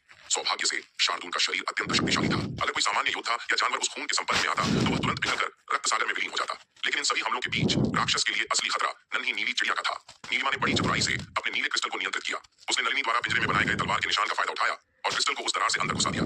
जैसे ही नीला क्रिस्टल रक्त नेत्र वाले राक्षस के शरीर को छूने वाला था, नीलिमा ने पूरी ताकत से चिल्लाकर आदेश दिया, विस्फोट। नीलिमा की तीखी चीख के साथ ही एक कान फाड़ देने वाली गर्जना गूंज उठी। रक्त नेत्र वाले राक्षस द्वारा निर्मित रक्त सागर के पिंजरे के भीतर एक भयानक विस्फोट हुआ। चूंकि राक्षस ने अनगिनत रक्त सागरों को इस पिंजरे में संघनित कर दिया था, इसलिए इसके भीतर एक पूरी तरह से बंद स्थान बन गया था। इस बंद जगह ने नीलिमा द्वारा बनाए गए नीले क्रिस्टल की विस्फोटक शक्ति को कई गुना बढ़ा दिया। इस भयानक विस्फोट ने रक्त पिंजरे को अनगिनत छेदों में बदल दिया, यहाँ तक कि वह राक्षस भी बुरी तरह घायल हो गया और उसका शरीर विस्फोट की आग से काला पड़ गया। राक्षस, तुम्हारी हिम्मत कैसे हुई मुझे घायल करने की? तुम मौत को दावत दे रहे हो। नीलिमा और शार्दूल दोनों से घायल होकर वह राक्षस क्रोध में दहाड़ा। उसकी भयानक और दुष्ट लाल आंखों से रक्त प्रकाश की दो किरणें निकली, जो गोली की रफ्तार से नीलिमा की ओर बढ़ी। उसी समय उसने अपने हाथ हिलाए और खून का एक अथाह सागर नीलिमा और शार्दूल की ओर भेज दिया। नीलिमा अपनी ओर आती उन दो घातक किरणों को देखकर भयभीत हो गई। उसे इन किरणों में अपनी मृत्यु दिखाई दे रही थी। अगर वह इनकी चपेट में आई तो उसका अंत निश्चित था। चारों ओर से खून की अनगिनत लहरें उसकी ओर उमड़ पड़ी थीं। भागने का कोई रास्ता नहीं था। अगर वह भागने की कोशिश करती तो खून की इन लहरों में समा जाती, ठीक वैसे ही जैसे शार्दूल के साथ हुआ था। नीलिमा के दिल में सिहरन दौड़ गई, लेकिन ठीक उसी पल अचानक उसके सामने एक विशाल काली ढाल प्रकट हुई। धड़ाम, एक कान फाड़ देने वाली आवाज के साथ वे दोनों लाल किरणें काले शल्क की दानव ढाल से टकराईं। टक्कर से ऊर्जा का एक हिंसक बवंडर पैदा हुआ। हालांकि वह ढाल वास्तव में अविश्वसनीय रूप से मजबूत थी। इतने भयानक हमले से भी उसे जरा सा भी नुकसान नहीं पहुंचा। लेकिन असली खतरा ढाल को नहीं, बल्कि उसे थामने वाले योद्धाओं को था। लाल किरणें ढाल को नुकसान तो नहीं पहुंचा सकी, लेकिन उनका झटका उसे नियंत्रित करने वाले विशालकाय योद्धाओं की जान ले सकता था। सौभाग्य से थोड़े समय के आराम के बाद विशालकाय योद्धा अपनी चोटों से काफी हद तक उबर चुके थे। उन्होंने इस अवसर का लाभ उठाते हुए कई स्वर्ग पूज्य गोलियां खाकर अपनी ऊर्जा को पुनः प्राप्त कर लिया था। इसी कारण वे राक्षस के भारी प्रहार के झटके को सहन कर सके। अन्यथा यदि वे अपनी पिछली घायल अवस्था में होते तो इस प्रहार से कई विशालकाय योद्धा मारे जाते। इस क्षणिक अवसर का लाभ उठाते हुए नीलिमा बिजली की तेजी से रक्त के सागर से बाहर उड़ गई। दूसरी ओर शार्दूल ने राक्षस के शरीर से नोचा हुआ मांस का एक बड़ा टुकड़ा निकल लिया। मांस खाते ही उसका शरीर धुंधला हो गया और वह एक विशाल बाघ से एक छोटी सफेद बिल्ली के आकार में बदल गया। अपनी शून्य पलायन तकनीक का उपयोग करके वह तुरंत रक्त सागर के घेरे से बच निकला। मांस का वह बड़ा टुकड़ा निकलने के बाद शार्दूल के शरीर पर रक्त सागर के एसिड से जला हुआ मांस तेजी से फिर से उग आया। इसके अलावा उसकी साधना शक्ति में भी काफी वृद्धि हुई। हालांकि राक्षस पर हमला करते समय वह घायल हुआ था, लेकिन उस मांस के टुकड़े ने न केवल उसकी ऊर्जा बहाल की, बल्कि उसे फायदा भी पहुंचाया। ये तो घाटे का नहीं बल्कि मुनाफे का सौदा साबित हुआ। जीत का स्वाद चखते ही शार्दूल ने तुरंत शून्य पलायन का प्रयोग किया और लालच भरी नजरों से राक्षस के चारों ओर गश्त लगाने लगा, ताकि मौका मिलते ही मांस का एक और टुकड़ा नोच सके। यह देखकर रक्त नेत्र वाला राक्षस आग बबूला हो गया। एक छोटी चिड़िया और एक बाघ द्वारा किया गया यह अपमान उसके लिए असहनीय था। कीड़े मकोड़े मर जाओ, राक्षस ने हाथ हिलाते हुए दहाड़ा। पल भर में रक्त के असीम सागर से अनगिनत विशाल रक्त श्रृंखलाएं फूट पड़ी। इन जंजीरों ने आकाश को ढक लिया और नीलिमा, शार्दूल, नलिनी, आयु और गुरु भूपति पर एक साथ हमला बोल दिया। प्रत्येक श्रृंखला में भयानक शक्ति समाहित थी। नलिनी और अन्य लोग यह देखकर तनावग्रस्त हो गए। इन रक्त श्रृंखलाओं के हमले का सामना करते हुए उन्होंने लापरवाही बरतने की हिम्मत नहीं की और अपनी पूरी ताकत से पलटवार किया। हालांकि राक्षस की शक्ति अत्यंत भयानक थी। एक साथ उन सभी पर हमला करने के बावजूद वह उनमें से प्रत्येक के लिए एक बड़ा खतरा बना हुआ था। यदि राक्षस अपना हमला जारी रखता तो नलिनी जैसी शक्तिशाली योद्धा भी शायद एक कप चाय बनाने में लगने वाले समय से अधिक देर तक इन जंजीरों का सामना नहीं कर पाती। हालांकि जैसे ही राक्षस ने समूह को जकड़ने की कोशिश की, तीरों का एक अत्यंत शक्तिशाली बवंडर उसकी ओर बढ़ा। यह दिव्य तीर सेना का हमला था। निकट आते हुए तीरों के समूह की शक्ति को भांपते ही राक्षस का चेहरा एकदम बदल गया। इस तीर व्यूह की शक्ति पहले हुए नीलिमा के क्रिस्टल विस्फोट से 10 गुना अधिक थी। राक्षस ने तीरों को खुद से टकराने देने का जोखिम नहीं उठाया। उसने तुरंत अपनी अधिकांश शक्ति का उपयोग करके रक्त का सागर खींचा और अपने सामने एक विशाल और मोटी रक्त बाधा बना ली। जब अविश्वसनीय रूप से शक्तिशाली तीरों के समूह ने इस रक्त बाधा पर प्रहार किया तो वह एक भयानक गर्जना के साथ फट गया। हालांकि रहस्यमयी स्फटिक स्वर्ण कवच तीर व्यूह, जो अंधकार दानव जेल के काले कवच को भी भेदने में सक्षम था, इस बार राक्षस द्वारा बनाई गई रक्त बाधा को पूरी तरह भेद नहीं सका। इस रक्त बाधा की रक्षात्मक शक्ति राक्षस द्वारा पहले बनाए गए पिंजरे से 10 गुना अधिक मजबूत थी। पहले जब राक्षस ने अपना पिंजरा बनाया था तब नलिनी, नीलिमा और शार्दूल ने उसे अचानक घेर लिया था। वह प्रक्रिया बहुत जल्दबाजी में की गई थी, जिससे वह अपनी असली शक्ति का प्रदर्शन नहीं कर पाया था। लेकिन अब दिव्य तीर सेना के सामने उसने अपनी पूरी तैयारी के साथ असली शक्ति का प्रदर्शन किया था। यह देखकर विराट और सभी जनरलों के चेहरे गंभीर हो गए। इस रक्त नेत्र वाले राक्षस की शक्ति वास्तव में अकल्पनीय थी। यह राक्षस अकेले ही शायद अंधकार स्वामी और उसके लाखों सैनिकों की सम्मिलित शक्ति पर भारी पड़ सकता था। वास्तव में इस एक राक्षस से उत्पन्न खतरा पूरे अंधकार दानव जेल से भी कहीं अधिक बड़ा था। हमला करो, जनरल रिया के आदेश पर दिव्य तीर सेना ने एक के बाद एक तीरों की 5 लहरें छोड़ी। लगातार 5 बार रहस्यमयी स्फटिक स्वर्ण कवच तीर व्यूह ने रक्त सागर अवरोध के एक ही बिंदु पर प्रहार किया। जब तीरों की चौथी लहर अवरोध से टकराई तब तक उस अभेद्य दीवार में अनगिनत दरारें पड़ चुकी थीं। हालांकि वह रक्त नेत्र वाला राक्षस अत्यंत शक्तिशाली था और उसके द्वारा बनाया गया रक्त सागर अवरोध बहुत मजबूत था, लेकिन दिव्य तीर सेना का हमला भी कमजोर नहीं था। जैसे ही तीरों की 5वीं लहर टकराई, एक कान फाड़ देने वाली गर्जना के साथ वह रक्त बाधा कांच की तरह चकनाचूर हो गई। 5वीं लहर ने अपनी बची हुई शक्ति के साथ सीधे राक्षस की ओर रुख किया। जिस क्षण रक्त बाधा टूटी, ठीक उसी क्षण अनंत बिजली और आग से भरी प्रकाश की एक विशाल धारा अकल्पनीय गति से राक्षस की ओर लपकी। यह तीर श्वेत वस्त्रधारी विराट द्वारा चलाया गया था। उसने विराट सेना के 10,000 कुलीन पृथ्वी पूज्य सैनिकों की शक्ति को अपने भीतर समाहित कर लिया था। इस तीर के प्रहार में विराट ने न केवल अपनी वज्रबाण कला के 5वें स्तर का प्रयोग किया था, बल्कि आकाश और पृथ्वी की शक्ति, बिजली और अग्नि को भी एक साथ जोड़ दिया था। इस बार 10,000 सैनिकों के समर्थन से विराट ने सीधे स्वर्ग और मनुष्य की एकता के स्तर पर पहुंचकर महान दांव की शक्ति का आह्वान किया था। इस तीर में समाहित शक्ति का स्तर बहुत ऊंचा था। इसमें आकाश और पृथ्वी का प्रचंड क्रोध निहित था, इसलिए इस अकेले तीर की शक्ति दिव्य तीर सेना के पूरे हमले से भी कई गुना अधिक थी। इसके अलावा जैसे ही यह तीर चलाया गया, आकाश में दो अन्य स्थानों से एक साथ दो अत्यंत शक्तिशाली तलवार की रोशनी फूट पड़ी। इन दो तलवारों की शक्ति नलिनी द्वारा पूरी ताकत से किए गए तलवार के प्रहार से भी दर्जनों गुना अधिक थी। इन दो अविश्वसनीय हमलों के साथ साथ जनरल जयपाल के युद्धपोत से निकला अकल्पनीय शक्ति का एक गोला भी राक्षस की ओर तेजी से बढ़ा। इस समय रक्त नेत्र वाले राक्षस पर एक साथ 4 भयानक हमले हो रहे थे। दिव्य तीर सेना का व्यूह, विराट का ब्रह्मांडीय तीर, 2 रहस्यमयी तलवार ताबीजों का हमला और विशाल युद्धपोत की तोप। अपनी अपार शक्ति के बावजूद हमलों की इस बौछार के सामने राक्षस को अपनी मृत्यु का स्पष्ट एहसास हुआ। इस नाजुक क्षण में राक्षस ने लापरवाही करने का साहस नहीं किया। उसने अपनी सबसे शक्तिशाली जीवन रक्षक तकनीक का प्रयोग किया और तुरंत अपने चारों ओर एक अविश्वसनीय रूप से घना रक्त पिंजरा बना लिया। जैसे ही रक्त का यह पिंजरा आकार लेने लगा, सभी भयानक हमले उस पर टूट पड़े। बूम बूम बूम, धरती को हिला देने वाले धमाकों की एक श्रृंखला गूंज उठी। अकल्पनीय ऊर्जा टकराई और हिंसक सफेद ऊर्जा तरंगों के साथ चकाचौंध भरी रोशनी का विस्फोट हुआ। प्रकाश इतना तीव्र था कि किसी को भी विस्फोट के केंद्र में कुछ दिखाई नहीं दे रहा था। यह भयानक विस्फोट लंबे समय तक चला और इसके झटके कम होने का नाम नहीं ले रहे थे। महाव्यूहों की दीवार के शीर्ष पर श्वेत वस्त्रधारी विराट खून से लथपथ था। उसके शरीर पर अनगिनत घाव थे। उसके नियंत्रण में मौजूद 7वें स्तर का मध्य श्रेणी का युद्ध कवच स्वर्ग और पृथ्वी की शक्ति के भारी प्रतिघात को झेल नहीं पाया और पूरी तरह नष्ट हो गया था। विराट सेना के वे 10,000 सैनिक जिन्होंने इस कवच का निर्माण किया था, वे भी गंभीर रूप से घायल थे और दयनीय स्थिति में थे। गुरु गरिमा, दीवार का नियंत्रण अब आपके हाथों में है। विराट ने कांपते हाथों से महाव्यूहों की दीवार का नियंत्रण टोकन गुरु गरिमा को सौंप दिया। इस बार विराट को जो आघात लगा था वह अत्यंत गंभीर था और थोड़े समय में ठीक नहीं हो सकता था। उसे नहीं पता था कि इतने भयानक हमले के बाद वह राक्षस मारा गया है या नहीं। अगर वह मर गया तो सब ठीक है, लेकिन अगर वह अभी भी जीवित है तो एक और बेहद कठिन लड़ाई लड़नी होगी। अपनी वर्तमान स्थिति में विराट दीवार के रक्षात्मक तंत्र को नियंत्रित नहीं कर सकता था। चूंकि गुरु जयेश अभी भी पवनगढ़ में थे, इसलिए पूरे तलवार संप्रदाय में गुरु गरिमा ही एकमात्र व्यक्ति थी जो इस तंत्र को संभाल सकती थी। जी युवा स्वामी, गुरु गरिमा ने घबराते हुए टोकन स्वीकार किया। युवा स्वामी, क्या आप ठीक है? विराट की दयनीय हालत देखकर गरिमा ने चिंता से पूछा। मैं अभी मरने वाला नहीं हूँ, विराट ने हाथ हिलाते हुए कहा, हालांकि उसकी आवाज कमजोर थी। आकाश में माया पलक झपकते ही विराट के पास पहुंच गई। उसने विस्फोट के अभी भी जारी झटकों पर नजर डाली और पूछा, विराट, क्या मैंने अभी अपनी कार्रवाई में कोई गलती की? नहीं, सब ठीक था। विराट ने सिर हिलाया। हालांकि माया से बात करते हुए भी उसकी नजर विस्फोट के केंद्र पर टिकी रही। उस हमले में उसने अपने लगभग सभी तुर्क के पत्ते इस्तेमाल कर लिए थे। उसने न केवल अपने क्लोन को जोखिम में डाला था, बल्कि उसने आभाधाम के विरासत हॉल से प्राप्त 2 अनमोल तलवार ताबीजों का भी इस्तेमाल कर लिया था। उसे कुल 3 तलवार ताबीज मिले थे। एक उसने पहले युवराज युवान से निपटते समय इस्तेमाल किया था और बाकी 2 आज खर्च हो गए। यह सुनिश्चित करने के लिए कि तलवार ताबीज राक्षस पर सटीक रूप से प्रहार करें, विराट ने उन दोनों का स्वयं उपयोग नहीं किया था। उसने एक ताबीज माया को दिया था और उसे आकाश में छिपकर सही मौके का इंतजार करने को कहा था। अब तक हमला काफी प्रभावी लग रहा था। विराट का तीर, दोनों तलवार ताबीज और युद्धपोत का गोला, सब कुछ निशाने पर लगा था। विराट ने सोचा कि अगर उसने इतने शक्तिशाली तुर्क के पत्तों का इस्तेमाल अंधकार दानव झेल के खिलाफ किया होता तो जशपुर और गौहर राजवंशों की मदद के बिना भी वह अंधकार स्वामी को आसानी से कुचल सकता था। लेकिन रक्तदेव महल के खतरे को भांपते हुए पवनगढ़ के युद्ध में सबसे कठिन समय आने पर भी विराट ने इन पत्तों का इस्तेमाल नहीं किया था। उसे डर था कि अगर उसने ये शक्तियां वहां खर्च कर दी तो आज इस राक्षस से निपटने के लिए उसके पास कुछ नहीं बचता। अब विराट को यकीन हो गया कि उसका चुनाव बिल्कुल सही था। रक्तदेव महल का वह अस्तित्व उसकी कल्पना से भी कहीं अधिक भयावह निकला। यदि उसने अंधकार दानव झेल के विरुद्ध युद्ध में अपने इन तुर्क के पत्तों का प्रयोग पहले ही कर लिया होता तो आज तलवार संप्रदाय का विनाश निश्चित था। यदि वे इस रक्त नेत्र वाले राक्षस से नहीं निपट पाते तो अंधकार स्वामी को मारने का भी कोई अर्थ नहीं रह जाता। अंततः सब कुछ नष्ट ही होना था। हालांकि इतने सारे भयानक हमले अपने लक्ष्य पर सटीक लगे थे, फिर भी विराट जरा भी निश्चिंत नहीं हुआ। जब तक वह राक्षस पूरी तरह मर नहीं जाता, वह लापरवाही नहीं कर सकता था। जैसे जैसे विस्फोट के भयानक झटके और धुआं धीरे धीरे कम हुआ, सभी की नजरें विस्फोट के केंद्र पर टिक गईं और जो उन्होंने देखा उसे सबकी सांसें थम गईं। इतने भयानक प्रहार झेलने के बाद भी वह रक्त नेत्र वाला राक्षस मरा नहीं था। सब भयभीत हो गए। आखिर यह क्या बला थी? यह इतना मजबूत कैसे हो सकता है? विराट समेत वहां मौजूद सभी लोगों के दिल की धड़कनें रुक सी गईं। वे सब पूरी तरह सतर्क थे, हथियार कसकर पकड़े हुए थे, लेकिन जब तक उन्हें राक्षस की सही स्थिति का पता नहीं चला, वे अपनी जगह से हिले नहीं। कोई भी जल्दबाजी वाला कदम उठाने का साहस नहीं कर रहा था। हालांकि वह राक्षस जीवित था, लेकिन उसकी हालत बेहद दयनीय थी। उसके शरीर में 2 विशालकाय आर पार दिखाई देने वाले छेद हो गए थे, एक विराट के ब्रह्मांडीय तीर से और दूसरा उस विशाल युद्धपोत के तोप के गोले से। इसके अलावा सबसे बड़ा नुकसान उसके पंखों को हुआ था। उसके 2 विशाल चमगादड़ जैसे पंख कई बार फड़फड़ाने के बाद अचानक उसके शरीर से अलग होकर नीचे गिरने लगे। विराट और माया द्वारा छोड़े गए 2 तलवार ताबीजों ने अपना काम कर दिया था। उन दोनों ताबीजों से निकली तलवार की रोशनी ने इन पंखों को जड़ से काट डाला था। सभी हमलों में ये 2 तलवार की रोशनी राक्षस के लिए सबसे बड़ा खतरा थी। अगर ये सीधे उसके शरीर या सिर पर लगती तो शायद वह सचमुच मर जाता। इसलिए आखिरी क्षण में अपनी जान बचाने के लिए राक्षस ने अपने पंखों को ढाल बनाकर उन तलवारों का सामना किया था। उसने अपनी जान तो बचा ली, लेकिन उसे अपने पंखों की कुर्बानी देनी पड़ी। जैसे ही वे 2 विशाल पंख उसके शरीर से अलग होकर हवा में गिरे, एक सफेद छाया बिजली की गति से चमकी। उसने हवा में ही उन दोनों पंखों को लपक लिया और पल भर में वहां से गायब हो गई। उन पंखों को पकड़ने के बाद वह छाया तुरंत दसियों हजार फीट लंबे एक सफेद विशालकाय बाघ में बदल गई। यह शार्दुल था। उसने अपना खून जैसा लाल मुंह खोला और उन दोनों विशाल पंखों को एक ही बार में निगल लिया। पंखों को निगलते ही शार्दुल के शरीर से निकलने वाली आभा में नाटकीय रूप से वृद्धि हुई। उसकी शक्ति उफान मारने लगी। यह रक्त नेत्र वाला राक्षस मूल रूप से आरोहण क्षेत्र से भी ऊपर का एक प्राचीन और भयानक अस्तित्व था। भले ही उसकी साधना का स्तर गिर गया था, फिर भी उसके शरीर के अंगों में समाहित ऊर्जा किसी साधारण दानव से हजारों गुना अधिक थी। इन 2 विशाल पंखों में निहित ऊर्जा का भंडार असीमित था। कीड़े, तू मृत्यु को दावत दे रहा है। यह दृश्य देखकर वह राक्षस क्रोध से पागल हो उठा।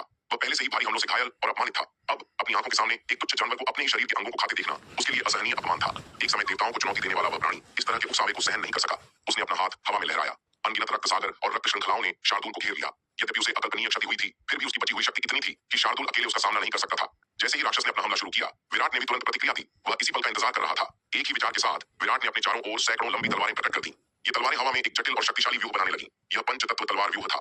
इस व्यूह के भीतर से एक अतुलनीय रूप से तीव्र तलवार की शक्ति उत्सर्जित हुई, जो सीधे राक्षस की ओर निशाना साधे हुए थी। विराट की वर्तमान मानसिक और आध्यात्मिक शक्ति अब एक उच्च स्तरीय लघु गहन क्षेत्र के विशेषज्ञ के बराबर थी।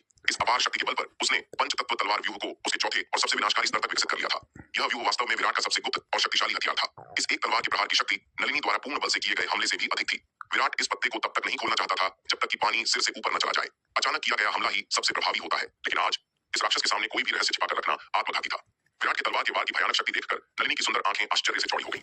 यह लड़का ये इतना शक्तिशाली कब हो गया? उसने मन ही मन सोचा। उसे लगा था कि वह विराट की शक्ति का अंदाजा लगा चुकी है, लेकिन विराट हर बार उसे गलत साबित कर देता था।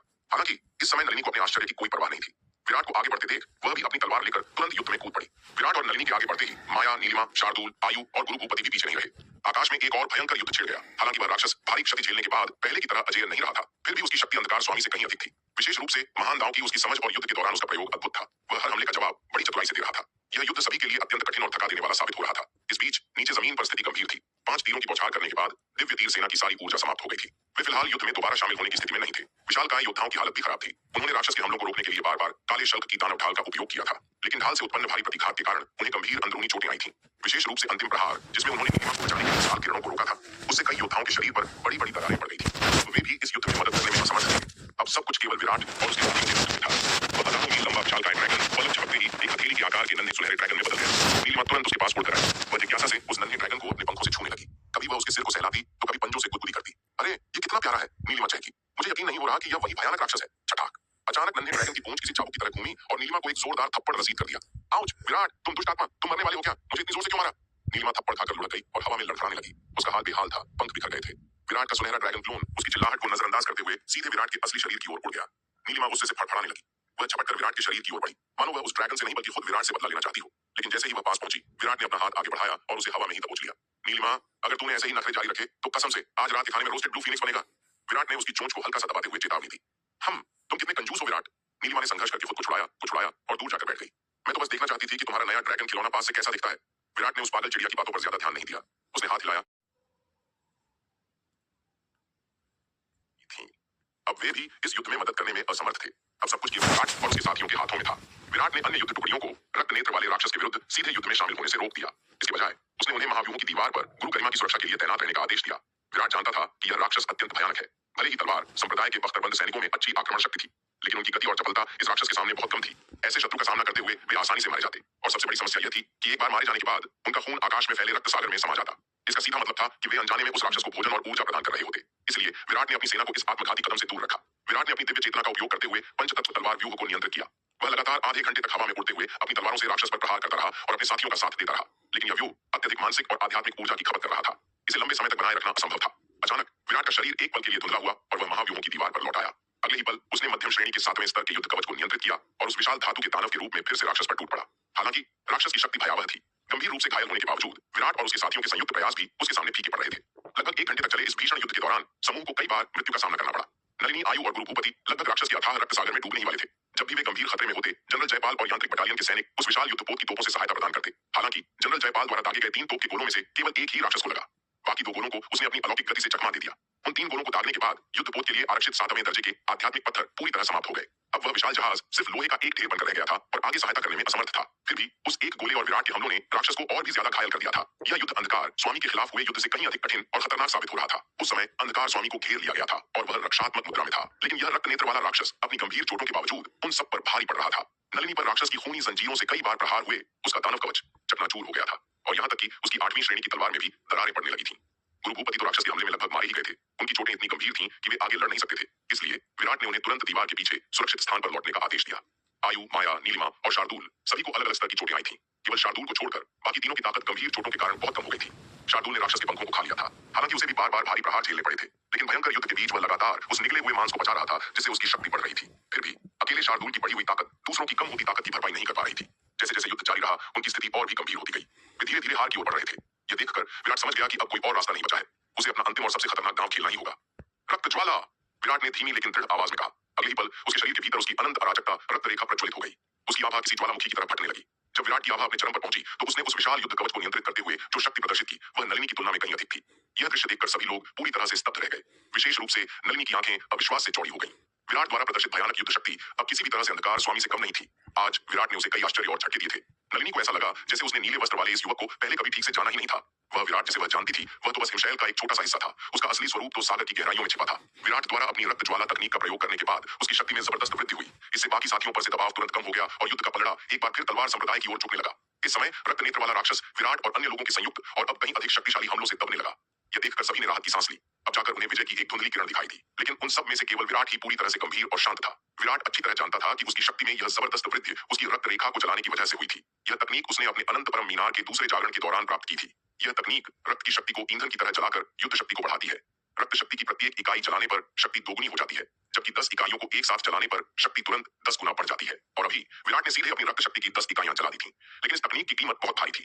विराट आमतौर पर इसका इस्तेमाल करने की हिम्मत नहीं करता था, क्योंकि इसके बाद शरीर को होने वाला नुकसान भयानक होता था। लेकिन आज इस राक्षस के सामने उसके पास कोई विकल्प नहीं था। फिर भी अपनी शक्ति को 10 गुना बढ़ाने के बाद भी वह राक्षस पर एक तरफा विजय प्राप्त नहीं कर पा रहा था। विराट के माथे पर पसीना आ गया। वह जानता था कि यह शक्ति सीमित समय के लिए है। एक बार जब उसका ईंधन खत्म हो जाएगा और अगर तब तक वह राक्षस को नहीं मार पाया तो परिणाम विनाशकारी होंगे। इसके अलावा इस तकनीक का उपयोग करने के बाद विराट कवच को चलाने वाले 10,000 सैनिकों की ऊर्जा को भी 10 गुना तेजी से खींच रहा था। इस खपत की दर से कवच के भीतर मौजूद वे 10,000 पृथ्वी पूज्य सैनिक ज्यादा देर तक टिक नहीं पाएंगे। यह एक दौड़ थी, समय के खिलाफ और मौत के खिलाफ। जैसा कि विराट ने भविष्यवाणी की थी, पृथ्वी पूज्य क्षेत्र में मौजूद 10,000 कुलीन विराट सैनिक इस तीव्र ऊर्जा खपत के कारण मात्र आधे घंटे में अपनी वास्तविक शक्ति से पूरी तरह क्षीण हो गए। कवच का संचालन करने वाले इन योद्धाओं की ऊर्जा समाप्त हो चुकी थी। हालांकि विराट की अपनी रक्त शक्ति अभी भी अत्यंत प्रचुर बनी हुई थी। आधे घंटे तक अपनी शक्ति को 10 गुना चलाकर लड़ने के बाद भी उसके खजाने का 20वें भाग से भी कम हिस्सा खर्च हुआ था। यह विराट द्वारा अपनी साधना के दौरान संचित रक्त शक्ति की अपार मात्रा के कारण था। हर बार जब उसने प्राचीन आभा को परिष्कृत किया था, उसका आधा हिस्सा उसकी अनंत अराजकता रक्त रेखा ने सोख लिया था। समय के साथ यह संचय इतना विशाल हो गया था कि वह इसे लापरवाही से खर्च कर सकता था। पलक झपकते ही 5 घंटे बीत गए। इन 5 घंटों के दौरान विराट ने मध्यम श्रेणी के 7वें स्तर के युद्ध कवच के 10 सेट बदल लिए थे। विराट सेना के लगभग सभी पृथ्वी पूज्य सैनिकों की टुकड़ियां बारी बारी से थककर चूर हो चुकी थीं। युद्ध भीषण था। आयु और नीलिमा अपनी गंभीर चोटों के कारण युद्ध से पीछे हटने के लिए मजबूर हो गई थीं। अब केवल विराट, नलिनी, माया और शार्दुल ही उस रक्त नेत्र वाले राक्षस से लड़ने के लिए बचे थे।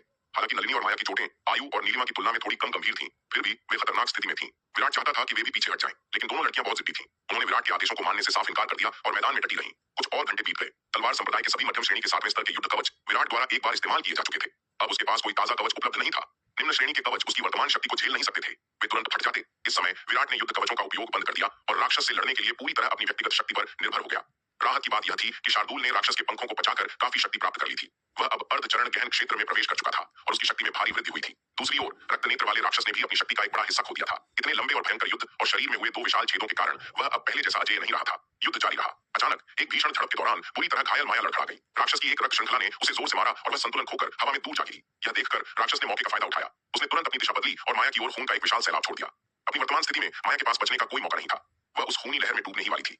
माया दीवार पर खड़ी गुरु गरिमा घबराकर चिल्लाई। उसे लगा जैसे उसकी छोटी बहन हमेशा के लिए खो गई है। लेकिन तभी हरे वस्त्रों में एक आकृति बिजली की तरह बीच में आई। यह विराट था। उसने हाथ हिलाकर माया को हवा में ही पकड़ लिया और एक झटके में उसे सुरक्षित रूप से महाव्यूहों की दीवार के शीर्ष पर फेंक दिया। विराट ने माया को तो बचा लिया, लेकिन ऐसा करने में वह खुद उस खून के सैलाब के रास्ते में आ गया। आह! दीवार पर खड़े सभी लोग सदमे से चीख पड़े। उनके चेहरे कागज की तरह सफेद हो गए। विराट का शरीर उस खूनी सागर में पूरी तरह डूब गया। अगर विराट का असली रूप इस राक्षस के हाथों मारा गया तो इस युद्ध का कोई अर्थ नहीं रह जाएगा। मालिक! यह देखकर शार्दुल दहाड़ा और पागलों की तरह विराट को बचाने के लिए आगे बढ़ा। शार्दुल, रुक जाओ, जल्दबाजी मत करो। श्वेत वस्त्रधारी विराट का क्लोन ने तुरंत उसे रोकने के लिए चिल्लाया। लेकिन मालिक! शार्दुल की आंखों में आंसू थे। वह मानने को तैयार नहीं था। मेरी बात सुनो, श्वेत वस्त्रधारी विराट ने गंभीर और कड़क आवाज में कहा। वहीं रुको। हालांकि विराट का असली रूप खून में डूबा हुआ था, लेकिन उसका क्लोन अभी भी शांत और नियंत्रित था। क्लोन के चेहरे पर ऐसी कठोरता थी कि शार्दुल ने भी उसकी बात टालने की हिम्मत नहीं की। विराट, मुझे माफ कर दो। माया का शरीर कांप रहा था। वह दीवार पर घुटनों के बल गिर पड़ी। उसका चेहरा पीला पड़ गया था और आंखों से आंसुओं की धार बह रही थी। मैंने ऐसा नहीं चाहा था। मैं सिर्फ मदद करना चाहती थी, लेकिन मेरी वजह से माया आत्मग्लानि से भर गई थी। उसे लगा कि उसकी जिद और गलती के कारण विराट को अपनी जान गंवानी पड़ी। विराट, तुमने मुझे क्यों बचाया? तुम्हें मुझे नहीं बचाना चाहिए था। तुम मुझसे कहीं ज्यादा महत्वपूर्ण हो। माया ने रोते हुए श्वेत वस्त्रधारी विराट को देखा। माया, तुम क्या बकवास कर रही हो? श्वेत वस्त्रधारी विराट ने चिढ़कर जवाब दिया। जब तुम खतरे में थी तो क्या मैं तमाशा देखता रहता? सूर्य संप्रदाय के खंडहरों में क्या तुमने मेरे लिए अंधकार स्वामी का वह घातक मुक्का नहीं खाया था? आज मैंने बस अपना कर्ज चुकाया है। लेकिन माया का रोना बंद नहीं हो रहा था। उसे अभी भी लग रहा था कि असली विराट मर चुका है। ठीक है, बस करो ये लेकिन बंद करो। श्वेत वस्त्रधारी विराट ने उसे डांटा। जल्दी से अपने घावों का इलाज करो। मेरा असली रूप मरना इतना आसान नहीं है जितना तुम सोचती हो। माया की चोटें बहुत गंभीर थीं। राक्षस के अंतिम प्रहार ने उसके कवच को चकनाचूर कर दिया था। अगर उसके पास पर्वत भेदी दानव शरीर न होता तो वह अब तक मर चुकी होती। इलाज करो माया, विराट ने फिर से आदेश दिया। अगर तुम जिंदा रहना चाहती हो तो अभी दवा लो। विराट की डांट सुनकर माया ने कांपते हाथों से दवा की बोतल निकाली, लेकिन उसकी निगाहें अभी भी उस खूनी सागर पर टिकी थीं जहां विराट गायब हुआ था। श्वेत वस्त्रधारी विराट को सचमुच क्रोधित देखकर माया ने उसके आदेशों का उल्लंघन करने की हिम्मत नहीं की। उसने जल्दी से उपचार की गोलियां निकाली, उन्हें निगल लिया और अपने घावों को भरने के लिए अपनी आंतरिक ऊर्जा का संचार शुरू कर दिया। युवा स्वामी! माया ने श्वेत वस्त्रधारी विराट को देखा। उसकी आंखों में कृतज्ञता और अपराध बोध दोनों भरे हुए थे। कुछ मत कहो। माया के मुंह खोलते ही श्वेत वस्त्रधारी विराट ने हाथ हिलाकर उसे रोक दिया। वह जानता था कि माया क्या कहना चाहती है, लेकिन उस समय उसकी बातें सुनने का समय नहीं था। उसका पूरा ध्यान उस खूनी सागर पर था जहां उसका असली शरीर गायब हुआ था। हाँ हाँ, छोटी शैतान, आखिरकार तुम मेरे हाथों में आ ही गए। आकाश में रक्त नेत्र वाले राक्षस ने विराट को रक्त के सागर में डूबा हुआ देखा और विजयी होकर हंसा। उसने इस क्षण का दशकों से इंतजार किया था और अब आखिरकार उसने अपना लंबे समय से संजोया हुआ लक्ष्य प्राप्त कर लिया था। दशकों पहले जब रक्त छाया गठबंधन ने दक्षिणी महाद्वीप को एक करने का अभियान शुरू किया था, तब इसी विराट ने उनकी योजनाओं को विफल किया था। इतना ही नहीं, विराट ने न केवल उनकी योजना को बर्बाद किया था, बल्कि उनके क्षेत्र का एक बड़ा हिस्सा तलवार संप्रदाय के कब्जे में ले लिया था। इससे न केवल उनका मूल लक्ष्य अधूरा रह गया था, बल्कि उन्हें भारी नुकसान भी उठाना पड़ा था। विराट ने बार बार उनकी चालें नाकाम की थीं, इसलिए रक्त नेत्र वाले राक्षस के मन में विराट के प्रति गहरी घृणा थी। वर्षों से वह विराट को मारने का सपना देखता आ रहा था। हालांकि उसकी शक्ति पूरी तरह से बहाल नहीं हुई थी, जिसके कारण वह जल्दबाजी में कोई कदम नहीं उठा सका था। इस बार अंधकार दानव जेल की सेना और तलवार संप्रदाय के गठबंधन के बीच हुए भीषण युद्ध ने उसे अनगिनत जीवनदायी पोषण प्रदान किया था। लाशों के ढेर और खून की नदियों ने उसे लघु गहन क्षेत्र के अंतिम चरण तक पहुंचा दिया था। उसने सोचा था कि अपनी वर्तमान शक्ति के साथ तलवार संप्रदाय की रक्षा पंक्ति को भेदना और दक्षिणी महाद्वीप का बलिदान करना उसके लिए बाएं हाथ का खेल होगा। लेकिन अप्रत्याशित रूप से अंतिम युद्ध में उसे अकल्पनीय चोटें आईं। यहाँ तक कि विराट की दो भयानक तलवारों ने उसके पंख भी काट दिए। इससे राक्षस की विराट के प्रति नफरत चरम पर पहुंच गई थी। अब विराट को खून के सागर में डूबा हुआ देखकर भला वह विजयी और उत्साहित क्यों न महसूस करता। हालांकि रक्त नेत्र वाले राक्षस का यह घमंड क्षणिक था। अचानक उसका चेहरा पूरी तरह बदल गया। उसके भीतर सदमे का एक अकल्पनीय तूफान उमड़ पड़ा। उसने आंखें फाड़कर उस दिशा में देखा जहां विराट डूबा था। उसकी आंखों में अविश्वास भरा था और वह घोर भय से चिल्लाया, यह कैसे संभव है? उस क्षण विराट के रक्त सागर में विलीन होने से उसे ऊर्जा मिलने के बजाय ऐसा लगा मानो वह स्थान अचानक एक अथाह ब्लैक होल में बदल गया हो। वह स्थान लगातार रक्त सागर की ऊर्जा को सोख रहा था। राक्षस ने अपने रक्त सागर के भीतर की शक्ति को उस ब्लैक होल की ओर एक उफनती नदी की तरह खींचते हुए महसूस किया। अचानक जिस स्थान पर विराट डूबा था, वहां एक विशाल भंवर प्रकट हुआ। अनगिनत रक्त धाराएं एक अविश्वसनीय रूप से भयानक खिंचाव बल के अधीन होकर उस विशाल भंवर की ओर बेतहाशा दौड़ पड़ी। महाव्यूहों की दीवार पर खड़े लोग भी आकाश में इस अचानक परिवर्तन को देखकर सन्नाटे में आ गए। आखिर हुआ क्या था? नहीं नहीं, यह कैसे हो सकता है? यह देखकर राक्षस उन्माद में चिल्लाया। उसने तुरंत अपने रक्त सागर को नियंत्रित किया और भंवर की ओर बहते रक्त को वापस खींचने की कोशिश की। रक्त का यह सागर उसकी अपनी शक्ति और पृथ्वी स्वर्ग के आह्वान से बना था। यदि यह समाहित हो जाता तो वह अपनी सारी शक्ति खो देता। जैसे जैसे बड़ी मात्रा में रक्त भंवर में समाता गया, राक्षस ने अपनी शक्ति को तेजी से कम होते हुए महसूस किया। राक्षस के अथक प्रयास से रक्त का सागर अंततः विशाल भंवर की ओर बहना बंद हुआ और उसने उसे बड़ी मुश्किल से वापस खींचा। हालांकि उसने रक्त को बहने से तो रोक लिया, लेकिन इस अत्यंत कम समय में ही रक्त की एक बड़ी मात्रा उस विशाल भंवर में समा चुकी थी, जिससे उसकी शक्ति में भारी कमी आई थी। जैसे ही राक्षस ने रक्त के सागर को वापस खींचा, वह विशाल भंवर धीरे धीरे गायब हो गया और अंत में भंवर के केंद्र में हरे वस्त्र पहने एक आकृति दिखाई दी। उस विशाल भंवर में मौजूद रक्त का सागर पूरी तरह से विराट के शरीर में समा गया था और उसे एक नई ऊर्जा दे चुका था। उसी क्षण विराट की कसकर बंद आंखें अचानक खुल गईं। एक जोरदार दहाड़ के साथ उसके शरीर से एक अतुलनीय रूप से शक्तिशाली आभा निकली। बूम! उसी क्षण विराट ने सीधे एक स्तर पार कर लिया। वह पृथ्वी पूज्य स्तर के अंतिम चरण से सीधे पृथ्वी पूज्य स्तर के शिखर पर पहुंच गया। बड़ी मात्रा में रक्त अवशोषित करने के बाद विराट ने न केवल साधना में एक स्तर पार किया, बल्कि उसकी लगभग समाप्त हो चुकी रक्त शक्ति भी पूरी तरह से पुनः प्राप्त हो गई। रक्त नेत्र राक्षस की साधना बहुत उच्च थी और उसकी शक्ति बहुत प्रबल थी। उसका रक्त अवशोषित करने के बाद विराट को जो लाभ हुआ वह अकल्पनीय था। उस राक्षस को विराट को अपने रक्त सागर में पिघलाकर निकलने का प्रयास कभी नहीं करना चाहिए था। यह सर्वविदित होना चाहिए था कि विराट की अनंत अराजकता सम्राट तकनीक और अनंत अराजकता रक्त रेखा मूल रूप से सभी दुष्ट शक्तियों के शत्रु थे। जब ये दुष्ट शक्तियां उस पर आक्रमण करने का प्रयास करती थीं, तो अक्सर न केवल उसे नुकसान पहुंचाने में विफल रहती थीं, बल्कि उसकी रक्त रेखा द्वारा भस्म हो जाती थीं। इस राक्षस ने भी विराट के पिछले शत्रुओं की तरह एक घातक गलती की थी और अंततः उसे लाभ से अधिक हानि हुई। विराट को पूरी तरह से सुरक्षित और यहाँ तक कि उसकी साधना में अत्यधिक वृद्धि देखकर रक्त नेत्र वाले राक्षस की आंखें आश्चर्य से बाहर आने को थीं। उसने विराट को घोर भयभीत होकर देखा। तुम कौन हो? तुम मेरी शक्ति को कैसे भस्म कर सकते हो? यह उस राक्षस की समझ से परे था। पिशाच वंश के एक शक्तिशाली सदस्य के रूप में वह सभी जीवित प्राणियों को खाने के लिए पैदा हुआ था। वह हमेशा दूसरों को भस्म करने वाला शिकारी था। उसने कभी ऐसी स्थिति का सामना नहीं किया था जहां उसे ही भस्म किया जा रहा हो। लेकिन आज शिकारी और शिकार पूरी तरह से उलट गए थे। हरे वस्त्रों में उस शांत आकृति को देखकर राक्षस की रीढ़ की हड्डी में सिहरन दौड़ गई। अभी का दृश्य बेहद विचित्र और समझ से परे था, जिसने उसके मन में अभूतपूर्व भय भर दिया था। विराट को सुरक्षित देखकर सबने राहत की सांस ली। विराट की शक्ति में वृद्धि देखकर सभी आश्चर्यचकित और प्रसन्न थे। विराट, तुम सच में ठीक हो? यह तो अद्भुत है। इस समय माया को अपनी सेहत की कोई परवाह नहीं थी। आकाश में विराट को पूरी तरह सुरक्षित और भी ताकतवर देखकर वह खुशी के आंसू बहाए बिना नहीं रह सकी। क्या मैंने पहले ही नहीं कहा था? मैं इतनी आसानी से कैसे मर सकता हूँ? श्वेत वस्त्रधारी विराट ने माया की ओर देखते हुए कहा। हालांकि विराट ने यह बात बहुत हल्के में कही थी, लेकिन वास्तविकता में यह इतना आसान नहीं था। इस बार उसके मुख्य शरीर द्वारा लिए गए जोखिम में बहुत बड़ा खतरा शामिल था। यद्यपि अनंत अराजकता सम्राट तकनीक और उसकी अनंत अराजकता रक्त रेखा सभी बुरी शक्तियों के लिए अभिशाप थी, लेकिन उनकी भी एक सीमा थी। जब दोनों पक्षों के बीच शक्ति का अंतर बहुत अधिक हो जाता है, तो ये तकनीकें भी प्रतिद्वंद्वी को पूरी तरह नहीं रोक पाती। यदि उस रक्त नेत्र वाले राक्षस को पहले से ही अत्यधिक चोटें न लगी होती और उसे विराट और उसके साथियों द्वारा इतने लंबे समय तक थकाया न गया होता, तो उसकी अपनी शक्ति इतनी कम नहीं हुई होती। तब वह रक्त के उस सागर को निकलने में सक्षम नहीं होता। यह बहुत संभव था कि विराट वास्तव में रक्त के उस सागर में समाकर और घुलकर मर जाता। आकाश में विराट ने राक्षस से बात करने में समय बर्बाद नहीं किया। उसने तुरंत एक बार फिर अपनी रक्त ज्वाला तकनीक का प्रयोग किया। एक जोरदार दहाड़ के साथ विराट के शरीर से एक अतुलनीय रूप से भयानक आभा निकली। पृथ्वी पूज्य क्षेत्र के शिखर पर पहुंचने के बाद उसने एक बार फिर अपनी रक्त शक्ति की 10 इकाइयों को चला दिया। उसकी शक्ति और भी अधिक विनाशकारी हो गई। विराट ने अपनी लंबी तलवार लहराई और राक्षस की ओर वार किया। आकाश को झुलसाने और समुद्र को उबालने में सक्षम एक धधकती तलवार की आभा अचानक प्रकट हुई, जिससे पूरा आकाश आग की तरह लाल हो गया। इस नई शक्ति के साथ विराट अब स्वर्ग ज्वाला तलवार शास्त्र के 7वें स्तर का प्रयोग कर सकता था। यह देखकर राक्षस ने तुरंत हमले का सामना करने के लिए रक्त की एक विशाल नदी का आह्वान किया। धमाका! धधकती तलवार की आभा रक्त की विशाल नदी से टकराई। टक्कर से तुरंत ही विशाल सफेद तरंगें उत्पन्न हुई। विराट को यह चाल चलते देख शार्दूल ने भी अपनी असली रूप में वापसी की। वह तुरंत एक विशालकाय 10,000 फीट लंबे सफेद बाघ में परिवर्तित हो गया और राक्षस पर झपटा। अर्धचरण गहन क्षेत्र में प्रवेश करने के बाद शार्दूल का युद्ध रूप और भी बड़ा और शक्तिशाली हो गया था। पहले यह केवल कुछ हजार फीट का था, लेकिन अब यह एक जीवित पहाड़ जैसा लग रहा था। शक्ति के मामले में शार्दूल अब कई गुना बढ़ गया था। राक्षस पहले से ही बुरी तरह घायल था और उसकी शक्ति बहुत कम हो गई थी। इतने लंबे युद्ध के बाद और विराट द्वारा उसकी शक्ति का एक बड़ा हिस्सा सोख लिए जाने के कारण वह अब कमजोर हो चुका था।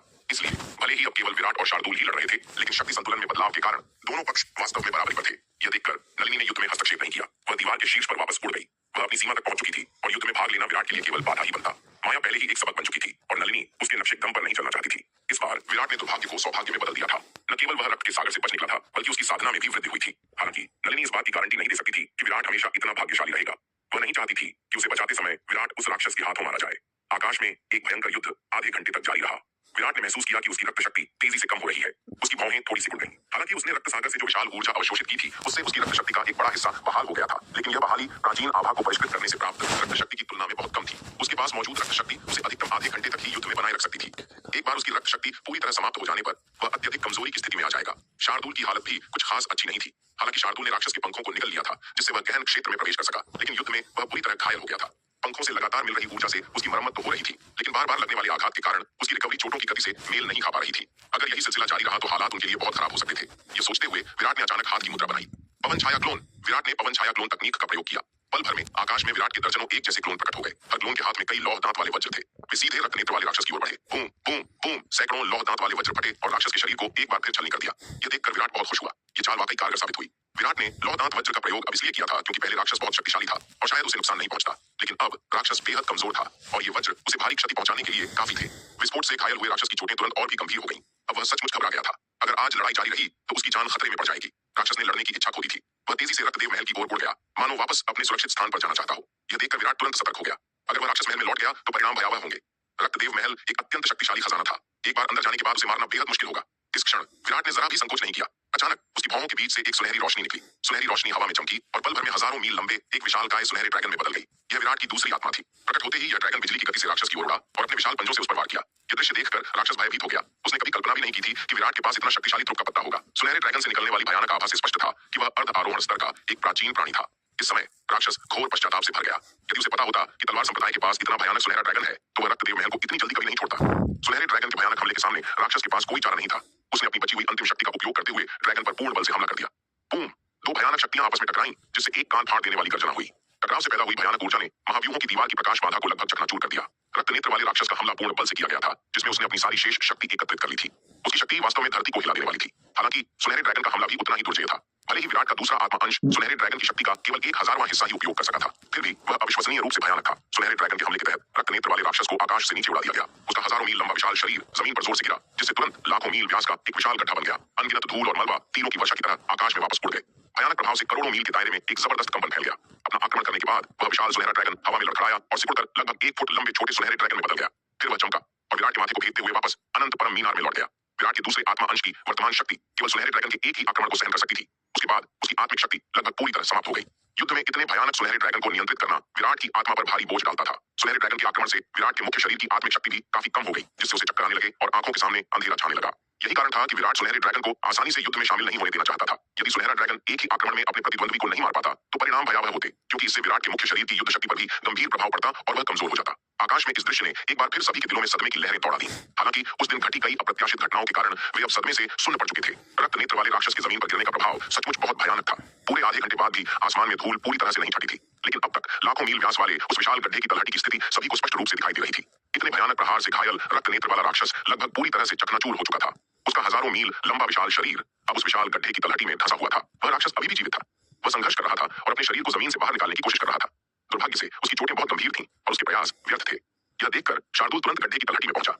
उसने अपने पंजे फैलाए और उस राक्षस को जमीन से खोदकर बाहर निकाला। फिर शार्दूल ने अपना विशाल मुंह खोला और रक्तनेत्र वाले राक्षस के पूरे शरीर को एक ही बार में निगल लिया। हालांकि उस राक्षस का शरीर शार्दूल के सबसे बड़े रूप से भी कई गुना बड़ा था, फिर भी शार्दूल ने अपने से कई गुना बड़े राक्षस को बिना किसी रुकावट के निगल लिया। उसका पेट जरा भी नहीं फूला। शार्दूल का पेट अपने आप में एक अलग आयाम और विशाल स्थान था। एक पूर्ण विकसित भक्षक बाघ पूरे तारों भरे आकाश को निगल सकता है, तो भोजन का अपने आकार से कई गुना बड़ा होना उसके लिए सामान्य बात थी। विराट ने उसे नहीं रोका। इस रक्तनेत्र वाले राक्षस ने अनगिनत जिंदगियों का बलिदान दिया था। यहाँ तक कि 1000 या 10,000 बार मरना भी उसके पापों का प्रायश्चित करने के लिए पर्याप्त नहीं होता। शार्दूल द्वारा उसे पूरा निगल जाने देना वास्तव में दुनिया पर एक उपकार था। राक्षस को निगलने के बाद शार्दूल की आभा एक बार फिर तेजी से बढ़ने लगी। उस राक्षस के रक्त और मांस में अपार ऊर्जा समाहित थी। इसके कारण शार्दूल, जिसने अभी अभी अर्धचरण गहन क्षेत्र में प्रवेश किया था, की साधना में तीव्र उछाल आया और वह शीघ्र ही उस स्तर की चरम सीमा तक पहुंच गया। इस सीमा तक पहुंचने के बाद भी शार्दूल की साधना रुकी नहीं, बल्कि निरंतर बढ़ती रही और उसने सीधे गहन क्षेत्र में प्रवेश कर लिया। दक्षिणी महाद्वीप के ऊपर करोड़ों मील के दायरे में असंख्य खगोलीय घटनाएं घटित होने लगी। आसमान में बिजली कड़कने लगी और बादलों का रंग बदलने लगा। यह दृश्य देखकर नलिनी मन ही मन चिंतित हो गई। इस मूर्ख बाघ के गहन क्षेत्र में प्रवेश करने से उत्पन्न हलचल उसके स्वयं के गहन क्षेत्र में प्रवेश करने से कहीं अधिक थी। एक बार जब यह मूर्ख बाघ गहन क्षेत्र में प्रवेश कर गया तो नलिनी ने अनुमान लगाया कि अब वह उसका मुकाबला भी नहीं कर पाएगी। यह सोचकर नलिनी को तीव्र झुंझलाहट हुई। इस मूर्ख बाघ के साथ उसका रिश्ता बिल्कुल भी अच्छा नहीं था। वे जब भी मिलते आसानी से झगड़ पड़ते थे। पहले नलिनी अपनी असाधारण शक्ति के बल पर उसे पीटने की धमकी भी दे सकती थी, लेकिन एक बार जब यह बाघ गहन क्षेत्र में प्रवेश कर जाएगा तो संभवतः यह अपने शब्दों और कार्यों में और भी अधिक लापरवाह और घमंडी हो जाएगा, और एक बार जब इसकी शक्ति नलिनी की शक्ति से अधिक हो जाएगी तो वह इसके सामने शक्तिहीन हो जाएगी। विराट वापस महाव्यूहों की दीवार के शीर्ष पर उड़ गया। उसने अपनी हथेली खोली और एक अविश्वसनीय रूप से समृद्ध जीवन शक्ति से भरपूर मोती निकाला। उसने उसे नलिनी की ओर फेंकते हुए कहा, नलिनी, जल्दी से अपने घावों से उबर जाओ, हमें अभी भी एक और लड़ाई लड़नी है। नलिनी के घावों की गंभीरता को देखते हुए 9 चरण जीवन पुनर्स्थापना गोली अकेले उसे थोड़े समय में ठीक करने के लिए पर्याप्त नहीं होती। नलिनी के घावों का शीघ्र उपचार करने के लिए विराट ने तुरंत अपना कीमती जीवन स्रोत मोती निकाल लिया। नलिनी ने जीवन स्रोत मोती को पकड़ा और तुरंत अपने शरीर में एक अतुलनीय शक्तिशाली जीवन शक्ति का प्रवाह महसूस किया। इस शक्ति के कारण उसके गंभीर घाव तेजी से भरने लगे। नलिनी ने बिना किसी झिझक के तुरंत उस ऊर्जा को अवशोषित किया। इसके बाद विराट ने उस मोती की जीवन शक्ति को सभी साथियों में वितरित किया ताकि वे जल्द से जल्द स्वस्थ हो सके। जैसे ही विराट जीवन शक्ति वितरित कर रहा था, उसका संचार करने वाला जेड ताबीज अचानक कंपन करने लगा। विराट ने ताबीज निकाला और अंदर का संदेश पढ़ा। यह गुरुगगन का संकट संदेश था। पवनगढ़ शाही शहर में युद्ध समाप्ति की ओर था, लेकिन परिणाम अच्छा नहीं लग रहा था। संदेश पढ़ने के बाद विराट ने तुरंत आभाधाम की शक्ति को जुटाकर पवनगढ़ शाही शहर की स्थिति का जायजा लिया। निरीक्षण करने पर उसने पाया कि पवनगढ़ शाही शहर की स्थिति वास्तव में अत्यंत गंभीर थी। पवनगढ़ राजवंश, जशपुर राजवंश और गांवहर राजवंश की संयुक्त सेनाएं अंधकार दानव जेल की सेना के सामने लगभग पूरी तरह पराजित हो चुकी थीं। पवनगढ़ शाही शहर का हाल बहुत बुरा था। अंधकार दानव जेल की सेना के निरंतर आक्रमण के तहत पवनगढ़, जशपुर और गांवहर राजवंशों की सेनाओं द्वारा बनाई गई रक्षात्मक पंक्तियां लगभग टूट चुकी थीं। 2 दिनों के भीषण संघर्ष ने उन्हें घुटनों पर ला दिया था। पवनगढ़ राजवंश की सेना लगभग पूरी तरह से नष्ट हो चुकी थी। उनके पास केवल 50 उच्च श्रेणी के छठे स्तर के बख्तरबंद सैनिक और 5 से भी कम निम्न श्रेणी के 7वें स्तर के सैनिक बचे थे। जशपुर और गांवहर राजवंशों का भी यही हाल था। उन्हें 2/3 से अधिक सैनिकों का नुकसान हुआ था। उच्च स्तरीय योद्धाओं में भी भारी क्षति हुई थी। गांवहर राजवंश के 3 गहन क्षेत्र के विशेषज्ञों में से 2 मारे गए थे। राजा विक्रम अभी भी जीवित थे, लेकिन गंभीर रूप से घायल थे। हालांकि इस भयंकर युद्ध में अंधकार दानव जेल की सेना को भी भारी नुकसान उठाना पड़ा था, फिर भी उसके पास अभी 8 लाख पृथ्वी पूज्य सैनिक और 1 लाख स्वर्ग पूज्य सैनिक शेष थे। सबसे भयावह बात यह थी कि अंधकार स्वामी अत्यंत शक्तिशाली था। यहाँ तक कि गहन क्षेत्र के विशेषज्ञों का एक पूरा समूह मिलकर भी उसके हमलों का सामना नहीं कर पा रहा था। रक्षा रेखा किसी भी क्षण ढह सकती थी। गुरुगगन काफी समय से विराट से मदद मांगना चाहते थे, लेकिन दक्षिणी महाद्वीप में चल रहे भीषण युद्ध को देखकर, जो उनके अपने युद्ध से 10 गुना अधिक भयंकर था, उन्होंने विराट को परेशान करने का साहस नहीं किया। हालांकि अब दक्षिणी महाद्वीप में युद्ध शांत हो चुका था। वहां के आकाश से रक्त का सागर छंट गया था। ऐसा प्रतीत हो रहा था कि तलवार संप्रदाय ने उस महायुद्ध में जीत हासिल कर ली है। इसलिए अब जाकर गुरुगगन ने हिम्मत करके विराट को मदद के लिए संदेश भेजा था। गुरुगगन, तलवार संप्रदाय की अतिरिक्त सेना कब आएगी? लड़ाई के बीच जयंत ने चिल्लाकर पूछा। वे सचमुच अपनी सीमा तक पहुंच चुके थे। अगर मदद जल्द नहीं पहुंची तो वे सभी मारे जाएंगे। मैंने पहले ही युवा स्वामी विराट को संदेश भेज दिया है। वे जल्द ही पहुंचने वाले हैं, गुरुगगन ने कहा। हालांकि उन्होंने यह कहा, लेकिन उन्हें यकीन नहीं था कि विराट वास्तव में कब तक पहुंचेंगे। लेकिन मौजूदा स्थिति में अगर उन्होंने झूठ नहीं बोला होता तो सैनिकों का मनोबल पूरी तरह टूट जाता। तुम तलवार संप्रदाय का इंतजार नहीं कर सकते, बस अपनी किस्मत स्वीकार करो। गुरुगगन ने अभी बोलना समाप्त ही किया था कि एक भयानक और ठंडी आवाज उनके कानों में गूंजी। गुरुगगन की दृष्टि धुंधली हो गई। अगले ही पल उनके सामने काले वस्त्रों में एक भयानक आकृति प्रकट हुई। यह स्वयं अंधकार स्वामी था।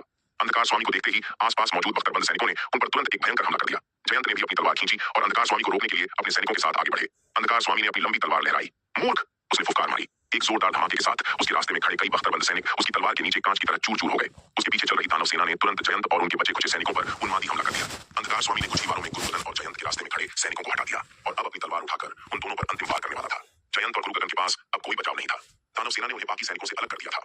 ऐसा लग रहा था कि उनकी मृत्यु निश्चित है। अंधकार स्वामी की तलवार नीचे आई, लेकिन ठीक उसी नाजुक क्षण में हरे वस्त्रों में लिपटा एक व्यक्ति अचानक प्रकट हुआ। उसने जयंत और गुरुगगन के सामने आकर अपनी लंबी तलवार से अंधकार स्वामी के हमले का सीधा सामना किया। धड़ाम! तलवारों और ऊर्जा के टकराने से एक भयानक गर्जना हुई। अंधकार स्वामी के प्रहार को झेलते हुए हरे वस्त्रों वाला व्यक्ति तोप के गोले की तरह पीछे की ओर उड़ गया, लेकिन उसके हस्तक्षेप के कारण गुरुगगन और जयंत की जान बच गई। अंधकार स्वामी ने उस व्यक्ति पर एक नजर डाली। उसकी आंखें थोड़ी सी खुल गईं। यह विराट था। 2 दिनों से भी कम समय में इसकी शक्ति इतनी तेजी से कैसे बढ़ गई? अंधकार स्वामी हैरान था। अभी विराट की तलवार के वार की शक्ति लगभग नलिनी के बराबर थी। हालांकि विराट ने 2 दिन पहले की तुलना में एक स्तर ऊपर उठा लिया था, लेकिन केवल एक स्तर बढ़ने से उसकी शक्ति इतनी भयानक नहीं होनी चाहिए थी। दक्षिणी महाद्वीप में हुई उथल-पुथल में आखिर क्या हुआ था? अंधकार स्वामी की आंखों में संदेह और आशंका झलक रही थी। विराट ने अपने मुंह के कोने से खून पोंछा। उसका चेहरा गंभीर था। हालांकि उसने रक्त ज्वाला तकनीक का उपयोग किया था, जिससे उसकी रक्त शक्ति 10 गुना बढ़ गई थी। फिर भी उसके और अंधकार स्वामी के बीच काफी अंतर था। इस आदमी की शक्ति वाकई भयानक है, विराट ने मन ही मन सोचा। विराट ने अपनी लंबी तलवार लहराई। उसका शरीर तेजी से चमका और वह एक बार फिर अंधकार स्वामी की ओर झपटा। उसके शरीर में बहुत कम रक्त शक्ति बची थी। उसे अपनी तकनीक के प्रभाव का फायदा उठाना था, इससे पहले कि वह प्रभाव समाप्त हो जाए। उसे अंधकार स्वामी को जितना हो सके कमजोर करना था, अन्यथा प्रभाव समाप्त होते ही वह इस युद्ध में बेकार हो जाएगा। पवनगढ़ शाही शहर की दीवार पर विराट को देखकर सैनिकों का मनोबल तुरंत बढ़ गया। अवंतिका, शंभुनाथ और अन्य जिन्होंने पहले भागने की योजना बनाई थी, विराट को लड़ता देख रुक गए और एक बार फिर अंधकार स्वामी की सेना की ओर दौड़ पड़े। दक्षिणी महाद्वीप, तलवार संप्रदाय, श्वेत वस्त्रधारी विराट क्लोनट ने अपनी सेना का पुनर्गठन किया। उसने आभाधाम की शक्ति का उपयोग किया। दक्षिणी महाद्वीप की 5 प्रमुख युद्ध टुकड़ियों, तुहिन सेना, सप्तरश्मि सेना, देवगढ़ सेना, सूर्य चंद्र सेना और बैंगनी ज्योति सेना को छाया सेना के साथ पवनगढ़ शाही शहर की दीवार की ओर रवाना किया। फिलहाल दिव्य तीर सेना, विराट सेना और विशालकाय योद्धा सेना अभी तक पूरी तरह स्वस्थ नहीं हुई थी और इस युद्ध में भाग नहीं ले सकती थी। लेकिन बाकी 5 सेनाएं, हालांकि उन्होंने दक्षिणी महाद्वीप की रक्षा में मदद की थी, उन्हें कोई खास नुकसान नहीं हुआ था, क्योंकि वहां का मुख्य भार विशालकाय योद्धाओं ने उठाया था। अब ये तरोताजा सेनाएं पवनगढ़ के युद्ध का रुख बदलने के लिए तैयार थीं। तुहिन सेना और छाया सेना सहित 5 प्रमुख युद्ध दल अभी भी अपनी चरम युद्ध शक्ति पर थे। हालांकि ये सेनाएं तलवार संप्रदाय की दिव्य तीर सेना और विराट सेना से तुलना नहीं कर सकती थीं, फिर भी उनकी युद्ध शक्ति जशपुर राजवंश और गांवहर राजवंश की कुलीन सेनाओं से किसी भी तरह कम नहीं थी। इन सेनाओं के शामिल होने से पवनगढ़ शाही शहर की रक्षा पंक्ति तुरंत स्थिर हो गई। विराट, मुझे भी पवनगढ़ वापस भेज दो। नलिनी ने श्वेत वस्त्रधारी विराट से जिद की। तुम्हारे घाव अभी पूरी तरह ठीक नहीं हुए हैं और फिलहाल तुम्हारे लिए फिर से लड़ना उचित नहीं है। विराट ने सिर हिलाते हुए मना कर दिया। जीवन स्रोत मोती का प्रभाव अद्भुत था, फिर भी नलिनी की चोटें बहुत गंभीर थीं। इतने कम समय में उसकी चोटें केवल 50% या 60% ही ठीक हो पाई थीं। यह तुम्हारा काम नहीं है, मुझे अभी वापस भेज दो, वरना मैं खुद उड़कर चली जाऊंगी। नलिनी ने हठपूर्वक कहा। इतना कहकर उसने जीवन स्रोत मोती विराट की ओर वापस फेंक दिया। वह वास्तव में पवनगढ़ शाही शहर की स्थिति को लेकर चिंतित थी। अब जब तलवार संप्रदाय का संकट हल हो चुका था, तो उसके वहां रुकने का कोई कारण नहीं था। पवनगढ़ अकादमी की प्रमुख होने के नाते वह अपने शिष्यों को मरते हुए चुपचाप नहीं देख सकती थी। नलिनी की जिद देखकर विराट असहाय महसूस करने लगा। उसके पास नलिनी को पवनगढ़ वापस भेजने के अलावा कोई चारा नहीं था। अगर वह उसे नहीं भेजता तो शायद वह सचमुच उड़कर चली जाती। नलिनी को विदा करने के बाद विराट ने वह मोती माया को दिया और उसे अपने घाव भरने का निर्देश दिया। माया ने मोती लिया और कुछ समय तक ऊर्जा अवशोषित की। अपने घावों में लगभग 40 से 50% सुधार होने के बाद उसने भी पवनगढ़ के युद्ध में जाने का अनुरोध किया। जल्द ही आयु, नीलिमा और गुरु भूपति ने भी यही मांग की। विराट के पास उन सभी को युद्ध क्षेत्र में भेजने के अलावा कोई विकल्प नहीं था। इस बार फिरोज, जगन, कावेरी, चेतन, लता और नैना सभी ने युद्ध में शामिल होने का अनुरोध किया। यहाँ तक कि रूहानी, वान्या और अनवी ने भी स्वेच्छा से लड़ने की पेशकश की। ये देखकर विराट ने इस बार किसी को मना नहीं किया। उसने रूहानी, वान्या और अनवी समेत सभी को पवनगढ़ के युद्ध क्षेत्र में भेज दिया। हालांकि ये तीनों लड़कियां अभी केवल अर्धचरण स्वर्ग पूज्य स्तर पर थीं, लेकिन उनकी नींव अब बेहद मजबूत थी। अपनी अतुलनीय प्रतिभा के बल पर उनमें से प्रत्येक एक सामान्य उच्च स्तरीय स्वर्ग पूज्य योद्धा से कहीं अधिक शक्तिशाली थी। तीनों मिलकर एक शीर्ष स्वर्ग पूज्य योद्धा को भी आसानी से मार सकती थी और शायद कुछ कमजोर अर्धचरण गहन क्षेत्र के योद्धा भी उनका मुकाबला न कर पाए। अब जब उनके पास आत्मरक्षा के लिए पर्याप्त शक्ति थी, तो विराट चाहता था कि वे युद्ध क्षेत्र में असली अनुभव प्राप्त करें। इसके अलावा तलवार संप्रदाय को इस युद्ध में भारी नुकसान हुआ था, जिससे उच्च स्तरीय योद्धाओं की कमी हो गई थी। ये तीनों लड़कियां इस युद्ध में एक महत्वपूर्ण शक्ति साबित हो सकती थीं। इस बार विराट ने लगभग उन सभी योद्धाओं को जिन्हें स्थानांतरित किया जा सकता था, पवनगढ़ के युद्ध क्षेत्र में भेज दिया। रक्त नेत्र वाले राक्षस से निपटने के बाद तलवार संप्रदाय को दक्षिणी महाद्वीप में अपनी रक्षा को लेकर कोई चिंता नहीं रही थी। अब उसे अपनी सीमाओं की रक्षा के लिए बड़ी सेना छोड़ने की आवश्यकता नहीं थी। तलवार संप्रदाय के विशेषज्ञों को एक के बाद एक प्रकट होते देख अंधकार स्वामी चकित रह गया। इतने सारे विशेषज्ञों और 5 प्रमुख युद्ध दलों के जुड़ने से युद्ध एक बार फिर गतिरोध में बदल गया। अंधकार स्वामी पीछे हटने पर विचार करने लगा। उसे डर था कि यदि दिव्य तीर सेना और विराट सेना भी आ गई तो उसकी सेना निश्चित रूप से हार जाएगी। लेकिन अंधकार स्वामी ने लंबे समय तक प्रतीक्षा की और वे दोनों खतरनाक सेनाएं प्रकट नहीं हुई। इसके अलावा विराट की रक्त ज्वाला तकनीक के दुष्प्रभाव अब दिखने लगे थे। विराट अत्यंत कमजोर हो गया था और युद्ध जारी रखने में असमर्थ था। यह देखकर अंधकार स्वामी ने चैन की सांस ली। ऐसा लगता है कि दक्षिणी महाद्वीप में हुई उथल पुथल ने अंततः तलवार संप्रदाय को भारी नुकसान पहुंचाया है, उसने सोचा। नलिनी, माया और अन्य विशेषज्ञों की कमजोर हुई शक्ति को देखते हुए उसने अनुमान लगाया कि शायद दिव्य तीर सेना और विराट सेना उस पिछले युद्ध में पूरी तरह नष्ट हो गई है। यह सोचकर अंधकार स्वामी का साहस एक बार फिर बढ़ गया। यदि तलवार संप्रदाय ने अपनी सबसे खतरनाक सेनाओं को खो दिया है, तो मुझे किस बात का डर? यदि वह इस बार गठबंधन सेनाओं को पूरी तरह से परास्त कर देता, तो दक्षिणी महाद्वीप, पवनगढ़, जशपुर और गांवहर सब कुछ उसके हाथों में होगा, विशेष रूप से तलवार संप्रदाय की अपार संपत्ति और खजाने। यह सोचकर अंधकार स्वामी का हृदय नए जोश से भर गया। उसने पीछे हटने का विचार त्याग दिया और अपनी सेना को आक्रमण और तेज करने का आदेश दिया। यह युद्ध अगले 3 दिनों तक चला। इस अत्यंत भयंकर लड़ाई में दोनों पक्षों को भारी नुकसान उठाना पड़ा। जशपुर और गांवहर राजवंश की सेनाओं को अपनी शक्ति का 80% हिस्सा खोना पड़ा। अंधकार दानव जेल की सेना भी घटकर केवल 5 लाख पृथ्वी पूज्य सैनिकों तक सीमित रह गई। जैसे ही पवनगढ़ शाही शहर एक बार फिर गिरने की कगार पर था, अचानक दानव सेना के पीछे 2 विशाल सेनाएं प्रकट हुई। अपने पीछे 2 अत्यंत शक्तिशाली आभाओं को महसूस करते हुए अंधकार स्वामी ने तेजी से मुड़कर देखा। दानव सेना के पीछे हटने के रास्ते पर दर्जनों विशालकाय कवचधारी योद्धा खड़े थे। ये योद्धा, जिनमें से प्रत्येक 1000 फीट लंबा था, एक शक्तिशाली आभा से युक्त थे। उनके साथ एक ऐसी सेना भी थी जिसके प्रत्येक योद्धा के हाथ में एक विशाल और चमकता हुआ धनुष था। ये दोनों सेनाएं कोई और नहीं बल्कि दिव्य तीर सेना और विराट सेना थीं, जिनसे अंधकार स्वामी सबसे ज्यादा डरता था। इन 2 विशाल कवचधारी सेनाओं के साथ एक प्यारी और मनमोहक सफेद बिल्ली भी प्रकट हुई। हालांकि प्रकट होते ही वह नन्ही बिल्ली अचानक एक विशालकाय सफेद बाघ में बदल गई, जो दसियों हजार फीट लंबा था और असीम क्रूरता का प्रदर्शन कर रहा था। यह शार्दूल था, अब और भी भयानक और शक्तिशाली। यह दृश्य देखकर अंधकार स्वामी की आंखें भय से चौड़ी हो गई। इस मूर्ख बाघ ने सचमुच गहन क्षेत्र में प्रवेश कर लिया था। सैकड़ों हजारों फीट लंबे उस विशालकाय सफेद बाघ को देखकर अंधकार स्वामी का लड़ने का मन नहीं हुआ। वह भली भांति जानता था कि इस मूर्ख बाघ की युद्ध शक्ति कितनी भयानक थी। गहन क्षेत्र में प्रवेश करने से पहले भी इस मूर्ख बाघ ने उसे काफी परेशानी दी थी। अब जब इसने वास्तव में गहन क्षेत्र में प्रवेश कर लिया था, तो इसकी शक्ति अनुमानतः उसकी अपनी शक्ति से कम नहीं थी। इस क्षण अंधकार स्वामी का हृदय पूरी तरह डूब गया। उसे लगा कि वह विराट के जाल में फंस गया है। दरअसल उसे लगा कि विराट ने जानबूझकर दिव्य तीर सेना और विराट सेना को तैनात नहीं किया था, ताकि वे अंधकार दानव जेल की सेना को थका सके और फिर एक ही झटके में नष्ट कर सके। सच तो यह है कि अंधकार स्वामी का अनुमान आधा ही सही था। विराट ने ऐसा इसलिए किया था क्योंकि उसकी सेनाएं अभी पूरी तरह से स्वस्थ नहीं हुई थीं। लेकिन अब जब दोनों सेनाएं पूरी ताकत पर थीं और शार्दूल भी गहन क्षेत्र में प्रवेश कर चुका था, तो विराट के लिए यही सही समय था। इस बार वह दानवों से उनके किए गए हर अत्याचार का बदला लेगा। शार्दूल, हमला करो! विराट ने अंधकार स्वामी को देखते हुए ठंडे लहजे में आदेश दिया। जी मालिक, शार्दूल ने जवाब दिया। उसकी आकृति तेजी से चमकी और वह अंधकार स्वामी की ओर झपटा। उसका विशाल पंजा हवा को चीरते हुए उस पर वार करने लगा। शार्दूल के पंजे में समाई भयानक शक्ति को भांपते हुए अंधकार स्वामी ने लापरवाही करने की हिम्मत नहीं की। उसने अपनी लंबी तलवार घुमाई और सीधे शार्दूल के पंजे पर वार किया। धड़ाम! लंबी तलवार और पंजे के टकराने से एक जोरदार गर्जना हुई, जिससे अवशिष्ट ऊर्जा का एक भयानक विस्फोट हुआ। इस बार से अंधकार स्वामी तोप की गोली की तरह पीछे की ओर उड़ गया। 10,000 फीट लंबा शार्दूल का विशाल शरीर भी हजारों मील पीछे धकेल दिया गया। अंधकार स्वामी ने शार्दूल को घूर कर देखा। उसकी आंखें गौर सदमे से भरी हुई थीं। यह मूर्ख बाघ गहन क्षेत्र में प्रवेश करने के बाद वास्तव में उससे कम शक्तिशाली नहीं था। जैसे ही शार्दूल ने हमला किया, नलिनी, अवंतिका, माया, गुरु भूपति, नीलिमा और आयु भी चुप नहीं बैठे रहे। वे सभी अंधकार स्वामी पर हमला करने के लिए दौड़ पड़े। इसी बीच विराट के नेतृत्व में दिव्य तीर सेना और विराट सेना ने भी दानव सेना पर चौतरफा हमला बोल दिया। तुहिन सेना, छाया सेना, जशपुर और गांवर राजवंश की सेनाएं सभी एक साथ दानव सेना पर टूट पड़ी। एक और अविश्वसनीय रूप से भयंकर युद्ध छिड़ गया। एक दिन बाद अंधकार दानव जेल के शेष 5 लाख पृथ्वी पूज्य सैनिक विभिन्न सेनाओं की घेराबंदी में लगभग पूरी तरह से नष्ट हो गए। दानव जेल की उच्च स्तरीय युद्ध शक्ति भी खत्म हो चुकी थी। केवल अंधकार स्वामी भैरव और कुछ दर्जन अन्य विशेष ही बड़ी मुश्किल से घेराबंदी तोड़कर बाहर निकल सके। अंधकार स्वामी अपने बचे कुछ साथियों को लेकर दक्षिण पश्चिम की ओर जान बचाकर भागा। वे अपनी जान बचाने के लिए भागे और शार्दुल, नलिनी और तलवार संप्रदाय के अन्य विशेषज्ञ उनका लगातार पीछा कर रहे थे। अंधकार स्वामी अपने दर्जनों साथियों के साथ प्राचीन खंडहरों में स्थित स्थानिक मार्ग के प्रवेश द्वार के पास तक भाग गया। शार्दुल को करीब आते देख अंधकार स्वामी ने दांत पीसते हुए स्थानिक मार्ग की ओर दौड़ लगाई। घेराबंदी और हमले में वह बुरी तरह घायल हो गया था। अपने क्षेत्र की ओर भागना उसके लिए ज्यादा दूर था, इसलिए अब उसके जीवित रहने का एकमात्र मौका इसी स्थानिक मार्ग पर टिका था। मूर्ख बाघ, यहीं रुक जा। अगर तूने जरा भी नजदीक आने की हिम्मत की तो मैं कसम खाता हूं कि मैं इस स्थानिक मार्ग को उड़ा दूंगा। हम सब यहीं मर जाएंगे। मार्ग के पास पहुंचकर अंधकार स्वामी ने मुड़कर शार्दुल पर चिल्लाया। अंधकार स्वामी की इस धमकी ने शार्दुल को पीछा करने से रोक दिया। यह धमकी बहुत असरदार थी। एक बार जब अंधकार स्वामी उस स्थानिक मार्ग पर हमला करके उसे ध्वस्त कर देगा तो निश्चित रूप से एक अकल्पनीय स्थानिक तूफान उठेगा। अनुमान है कि वहां मौजूद कोई भी उस भयानक तूफान में अपनी जान बचाकर नहीं निकल पाएगा। तू निकम्मा नीच, शार्दुल दहाड़ा। अगर तुझमें हिम्मत है तो आकर मुझसे ईमानदारी से लड़। तू अंधकार दानव जेल का स्वामी है, फिर भी तू ऐसे घटिया हथकंडे अपनाता है। मुझे तुझ पर शर्म आती है। शार्दुल ने उसे घोर तिरस्कार से देखा। अगर मैं तुम्हारी जगह होता तो अब तक खुद को डुबो चुका होता। इस दुनिया में जीने की हिम्मत कैसे कर सकता हूँ? यह सुनकर अंधकार स्वामी का चेहरा पीला पड़ गया, फिर गुस्से से लाल हो गया। इस प्रतिष्ठित स्वामी ने कभी ऐसी बेइज्जती नहीं झेली थी। इस समय वह सचमुच उस मूर्ख बाघ से लड़ने के लिए दौड़ पड़ना चाहता था। हालांकि उसे अच्छी तरह पता था कि अपनी मौजूदा चोटों के साथ अगर वह उस बाघ से लड़ने गया तो अंततः उसी के हाथों मारा जाएगा। इसलिए भले ही उसे अपमान सहना पड़ रहा था, उसके पास इसे सहने के अलावा कोई चारा नहीं था। नलिनी भी वहां पहुंच गई थी। शार्दुल की बातें सुनकर वह उसकी ओर देखे बिना नहीं रह सकी। यह मूर्ख बाघ, इसकी भाषा सचमुच अश्लील है, उसने सोचा। हालांकि नलिनी ने इस समय शार्दुल को कोई जवाब नहीं दिया। आखिर वह अंधकार स्वामी को कोस रहा था, उसे नहीं। नलिनी शार्दुल के बगल में खड़ी होकर अंधकार स्वामी पर नजर रख रही थी ताकि वह और आगे न भाग सके। इस बीच शार्दुल लगातार उस पर थूक रहा था और गालियां दे रहा था। पहले तो नलिनी को कोई फर्क नहीं पड़ा, लेकिन बाद में शार्दुल के शब्द इतने अपमानजनक हो गए कि वह भी उन्हें सुन नहीं पाई। शार्दुल अक्सर सैनिकों के साथ रहता था और उसने हर तरह की गालियां सीख ली थी, लेकिन नलिनी के सामने आमतौर पर कोई ऐसी भाषा बोलने की हिम्मत नहीं करता था। कुछ देर तक शार्दुल की गालियां सुनने के बाद नलिनी और अधिक नहीं सह सकी। वह मुड़ी और पवनगढ़ राजवंश की पश्चिमी सीमा की ओर उड़ गई। लौटते समय नलिनी की मुलाकात संयोगवश विराट से हुई, जो युद्ध क्षेत्र की ओर उड़ रहा था। नलिनी, क्या अंधकार स्वामी का काम तमाम हो गया? विराट ने उसकी ओर देखते हुए उत्सुकता से पूछा। नहीं, नलिनी ने सिर हिलाते हुए कहा। वह प्राचीन खंडहर के स्थानिक मार्ग के पास छिपा हुआ है। वह वहां से धमकी दे रहा है, से इसलिए हम उसके पास जाने की हिम्मत नहीं कर सके। यह बदमाश जगह का चुनाव करना बखूबी जानता है। यह सुनकर विराट चौंक गया। फिर उसने एक ठंडी आह भरी। अंधकार स्वामी ने तलवार संप्रदाय को भारी नुकसान पहुंचाया था। विराट उसे छोड़ने के मूड में नहीं था।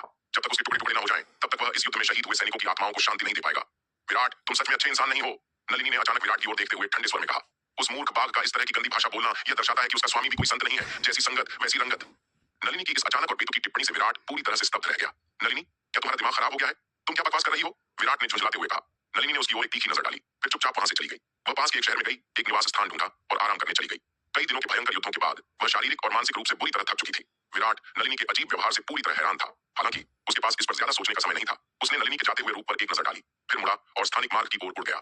वास्तव में विराट की हालत नलिनी से भी बदतर थी। उसने 2 बार रक्त ज्वाला तकनीक का प्रयोग किया था, जिससे उसकी संचित रक्त शक्ति लगभग पूरी तरह समाप्त हो गई थी। वह अब बेहद कमजोर था, लेकिन उसे अपने साथियों की चिंता थी, इसलिए वह वहां पहुंचा। जब विराट स्थानिक मार्ग के पास पहुंचा तो उसने शार्दुल को अंधकार स्वामी को कोसते और तरह तरह के अपशब्द बोलते हुए सुना। तभी विराट को समझ आया कि नलिनी ने उसे बुरा इंसान क्यों कहा था। यह सब इस बाघ की बदजुबानी का नतीजा था। हालांकि विराट का शार्दुल को रोकने का कोई इरादा नहीं था। अगर वह अंधकार स्वामी को अपमानित कर सकता है तो यह अच्छी बात थी। शार्दुल की बेकाबू गालियां सुनकर विराट को भी काफी संतुष्टि मिल रही थी, लेकिन तभी उसकी नजर नीलिमा, आयु और माया पर पड़ी। वे तीनों उत्सुकता से शार्दुल को घूर रही थीं और गुरु भूपति से उन गालियों का मतलब पूछ रही थीं। यह देखकर विराट के माथे पर पसीना आ गया। वह जल्दी से आगे बढ़ा और आयु, माया और नीलिमा को वहां से भगा दिया। शार्दुल की गालियां बेशक संतोषजनक थीं, लेकिन इन भोली लड़कियों का उन्हें सुनना और सीखना भविष्य के लिए खतरनाक हो सकता था। उनके जाने के बाद गुरु भूपति ने राहत की सांस ली और अपने माथे से पसीना पोंछा। उन लड़कियों के सवालों से वे बहुत दबाव में थे। जवाब देना भी गलत था और न देना भी। विराट ने स्थानिक मार्ग के पास छिपे अंधकार स्वामी और अन्य लोगों पर एक नजर डाली। उसका चेहरा कठोर हो गया। ये बदमाश यहाँ छिपे हुए थे और उसके पास फिलहाल इनसे निपटने का कोई सुरक्षित रास्ता नहीं था। वह शार्दुल को इस मार्ग के पास जाने की अनुमति नहीं दे सकता था। शार्दुल और अंधकार स्वामी की शक्ति इतनी ज्यादा थी कि अगर वे यहाँ लड़े तो स्थानिक मार्ग ढह जाएगा और फिर कोई नहीं बचेगा। लेकिन अंधकार स्वामी को जाने देना भी असंभव था। बहुत विचार विमर्श के बाद भी विराट को कोई तुरंत उपाय नहीं सूझा। अंततः उसने शार्दुल को उस क्षेत्र की निगरानी का जिम्मा सौंपा ताकि अंधकार स्वामी भाग न सके। खुद विराट युद्ध के बाद की स्थिति संभालने के लिए पवनगढ़ शाही शहर लौट गया। यद्यपि युद्ध जीत लिया गया था, लेकिन इसकी कीमत बहुत भारी थी। तलवार संप्रदाय, पवनगढ़, जशपुर और गांवहर सभी ने अनगिनत सैनिक खोए थे। विराट ने अपनी सेनाओं को युद्ध क्षेत्र से शहीद सैनिकों के अवशेष लाने और उन्हें सम्मानपूर्वक अंतिम संस्कार के लिए दक्षिणी महाद्वीप ले जाने का आदेश दिया। शहीद सैनिकों के परिवारों के लिए विराट ने जनरल रिया और शालिनी को निर्देश दिया कि वे उचित मुआवजा और सहायता प्रदान करें। विराट ने व्यक्तिगत रूप से यह सुनिश्चित किया कि किसी भी शहीद का परिवार अकेला न छूटे। जशपुर और गांवहर राजवंश की सेनाएं अपने अपने राज्यों में लौटने लगी, लेकिन जयंत और ऋषिका अपने कुछ योद्धाओं के साथ तलवार संप्रदाय में ही रुक गए। इस युद्ध में भारी नुकसान उठाने के बावजूद जयंत और ऋषिका ने तलवार संप्रदाय की असली शक्ति देख ली थी। वे समझ गए थे कि अब विराट के साथ रहना ही उनके राज्यों के लिए सबसे सुरक्षित विकल्प है। जयंत और ऋषिका ने तलवार संप्रदाय के साथ अपना गठबंधन और मजबूत करने का फैसला किया। विराट ने उनके प्रस्तावों को स्वीकार कर लिया। इस युद्ध में उनकी वफादारी साबित हो चुकी थी। जब विराट युद्ध के बाद के इन मामलों से निपट रहा था, तभी अचानक उसे गुरु भूपति का एक जरूरी संदेश मिला। संदेश छोटा लेकिन चौंकाने वाला था। अंधकार स्वामी भाग गया है। पवनगढ़ राजवंश की दक्षिण पश्चिमी सीमा पर स्थानिक मार्ग के पास सन्नाटा पसरा था। विराट ने उस स्थानिक मार्ग को देखा जो पहले से कहीं अधिक स्थिर हो चुका था। उसका चेहरा गंभीर हो गया। उसने अनुमान नहीं लगाया था कि पिछले 2 दिनों में यह स्थानिक मार्ग इतना स्थिर हो जाएगा कि निम्नतम स्तर के योद्धा भी इसे आसानी से पार कर सकेंगे। अंधकार स्वामी ने इसी स्थिरता का लाभ उठाया था और अपने बचे हुए दर्जनों साथियों के साथ यहाँ से भाग निकला था। गुरु भूपति शार्दुल कहाँ है? विराट ने मुड़कर पूछा। भाई शार्दुल और महल प्रमुख नलिनी अंधकार स्वामी का पीछा करने के लिए मार्ग के भीतर जा चुके हैं। नलिनी ने मुझे यहीं रुककर आपका इंतजार करने को कहा था। गुरु भूपति ने उत्तर दिया। चलो हम भी चलते हैं। विराट ने हाथ हिलाकर आदेश दिया। इतना कहकर वह पलक झपकते ही स्थानिक मार्ग में प्रवेश कर गया। अगले ही पल वे दोनों नवधारा महाद्वीप की परिचित हवा में प्रकट हुए। गुरु भूपति भी तुरंत उनके पीछे पीछे आए। विराट, क्या आपको पता है कि अंधकार स्वामी कहाँ भागा होगा? जब गुरु भूपति ने विराट को बिना कुछ बोले सीधे दलदल के पश्चिम की ओर उड़ते देखा तो उन्होंने उत्सुकता से पूछा। मुझे पक्का नहीं पता, लेकिन बहुत संभव है कि वे दानव द्वीप गए हों। विराट ने उत्तर दिया। विराट और गुरु भूपति पश्चिम की ओर उड़ते हुए दानव द्वीप के करीब पहुंचे। वहां पहुंचते ही उन्हें जमीन के भीतर से एक अत्यंत तीव्र कंपन महसूस हुआ। यह देखकर विराट ने अपनी गति बढ़ा दी और तेजी से द्वीप के भीतर गहराई में उड़ गया। जब वह 1 लाख मील फैले केंद्रीय क्षेत्र में पहुंचा तो उसने देखा कि शार्दुल, नलिनी और अन्य साथी अंधकार स्वामी को घेरकर उस पर भयानक हमले कर रहे थे। भयंकर युद्ध के कारण पूरा दानव द्वीप पूरी तरह कांप रहा था। हालांकि दानव द्वीप पर गुरुत्वाकर्षण का दबाव बहुत अधिक था और वहां की भूमि बहुत कठोर थी। फिर भी शार्दुल, नलिनी और अंधकार स्वामी सभी अपार शक्ति वाले शीर्ष स्तर के विशेषज्ञ थे। उनके टकराने से द्वीप की नींव हिल रही थी। यह देखकर विराट ने तुरंत अपनी अंतर्दृष्टि शक्ति सक्रिय की और दानव द्वीप के केंद्र की ओर गहराई से देखा। जो उसने देखा उससे उसका खून जम गया। दानव द्वीप के ठीक केंद्र में 10,000 मील के दायरे में एक विशाल प्राचीन मुहर लगी हुई थी। उस मुहर पर अब दरारें पड़ रही थीं और वे तेजी से फैल रही थीं। शार्दुल, नीलिमा, नलिनी, जल्दी वापस आओ! विराट पूरी ताकत से चिल्लाया। विराट जानता था कि दानव द्वीप की उस विशाल मुहर के नीचे एक अत्यंत भयानक महादानव छिपा हुआ है। द्वीप के नीचे उस दानव को कैद करने वाली मुहर ने अनगिनत वर्षों में अपनी शक्ति खो दी थी। अब शार्दुल और अंधकार स्वामी के बीच चल रहे युद्ध के झटकों से वह दरार और चौड़ी हो रही थी। विराट उस विशाल दरार से रिसने वाली भयानक और विनाशकारी शक्ति को स्पष्ट रूप से महसूस कर सकता था। यदि युद्ध जारी रहा तो संभवतः वह मुहर पूरी तरह टूट जाएगी और एक बार जब वह महादानव आजाद हो जाएगा तो वहां मौजूद कोई भी जीवित नहीं बचेगा। हालांकि विराट अंधकार स्वामी को मारना चाहता था, लेकिन वह इसके लिए सबकी जान कुर्बान नहीं करना चाहता था। शार्दुल, नीलिमा, नलिनी और अन्य साथी विराट की पुकार सुनकर समझ नहीं पाए कि वह उन्हें जीत के इतने करीब होने पर वापस क्यों बुला रहा है। लेकिन विराट की आवाज में ऐसी गंभीरता थी कि उन्होंने तुरंत उसकी बात मानी और हमला रोककर पीछे हट गए। विराट, तुम क्या कर रहे हो? हम अंधकार स्वामी को मारने ही वाले थे और तुमने हमें रोक दिया। नलिनी ने विराट को नाराजगी से देखा। जैसे ही उसने बोलना समाप्त किया, दानव द्वीप की अतल गहराइयों से एक जोरदार दहाड़ गूंजी। पूरे द्वीप में एक और जोरदार भूकंप आया। यह देखकर विराट का चेहरा एकदम सफेद पड़ गया। समझाने का समय नहीं है, यहाँ से निकलो अभी! विराट चिल्लाया। विराट की घबराहट देखकर बाकी लोगों ने और सवाल पूछने की हिम्मत नहीं की। वे जल्दी से उसके पीछे पीछे दानव द्वीप से बाहर निकल गए। दानव द्वीप से काफी दूर सुरक्षित स्थान पर पहुंचने के बाद नलिनी खुद को रोक नहीं पाई। विराट, आखिर हुआ क्या था? उस दानव द्वीप के नीचे एक भयानक प्राचीन दानव को कैद किया गया है। विराट ने गंभीरता से कहा। उसे कैद करने वाली मुहर काफी कमजोर हो गई है। अभी अभी तुम्हारे युद्ध ने उस दरार को और चौड़ा कर दिया था। वह कंपन उस दानव का मुहर तोड़कर बाहर निकलने का प्रयास था। यह सुनकर सभी चौंक गए। विराट, शायद वह दानव उतना भयानक नहीं है जितना तुम कहते हो। अगर वह सच में इतना शक्तिशाली होता तो वह बहुत पहले ही मुहर तोड़ देता। आज तक इंतजार क्यों करता? नलिनी ने कुछ देर सोचकर तर्क दिया। तुम्हें पता नहीं है, विराट ने समझाया। वह मुहर खास तौर पर उस दानव को भीतर से रोकने के लिए लगाई गई थी। उसकी ज्यादातर शक्ति उसे अंदर बांधने में लगी है, इसलिए अंदर से मुहर तोड़ना बेहद मुश्किल है। लेकिन इसकी बाहरी परत काफी कमजोर है। बाहर से होने वाले हमलों से मुहर तोड़ना अंदर से तोड़ने से कहीं ज्यादा आसान है। अफसोस की बात है कि वह दुष्ट स्वामी फिर से भाग निकला। यह सुनकर नलिनी काफी देर तक चुप रही। फिर दानव द्वीप की ओर देखते हुए नाराजगी से बोली। अभी हमारा सबसे जरूरी काम अपनी ताकत बढ़ाना है, वरना अगर वह महादानव मुहर तोड़कर निकल आया तो एक और बड़ी आपदा आ जाएगी। जहां तक उस अंधकार स्वामी की बात है, उसे मारने के कई मौके मिलेंगे। विराट ने थके हुए स्वर में कहा। विराट, दानव ने अभी तक मुहर तो नहीं तोड़ी है ना? माया ने चिंता से पूछा। अभी नहीं, विराट ने सिर हिलाया। दानव द्वीप की दिशा से केवल कुछ भयंकर शोर की आवाजें आईं, जिसके बाद सन्नाटा छा गया। ऐसा लगता है कि फिलहाल वह दानव बाहर नहीं आ पाया है। मालिक, क्या मुझे दानव द्वीप के आसपास जाकर स्थिति पर नजर रखनी चाहिए? शार्दुल ने पूछा। जरूरत नहीं है, विराट ने हाथ हिलाकर मना कर दिया। अभी तुम्हारा सबसे महत्वपूर्ण काम है उस रक्त नेत्र वाले राक्षस को जल्दी से बचाना जिसे तुमने निगल लिया है। उसे पूरी तरह शुद्ध करो और अपनी ताकत बढ़ाओ। मैं दानव द्वीप पर नजर रखने का कोई और तरीका ढूंढ लूंगा। विराट ने पहले से ही दानव द्वीप के पास अपना एक कठपुतली क्लोन तैनात करने की व्यवस्था की थी। हालांकि युद्ध के दौरान उसने उसे वापस बुला लिया था, लेकिन अब वह उसे दोबारा निगरानी के लिए भेज देगा। इस आवाज ने सबके कानों में उम्मीद की घंटी बजा दी। सभी ने उत्तर की ओर मुड़कर देखा। वहां एक आकृति अकल्पनीय गति से शहर की ओर उड़ती हुई आ रही थी और उस आकृति के पीछे हजारों विशालकाय युद्धपोत हवा को चीर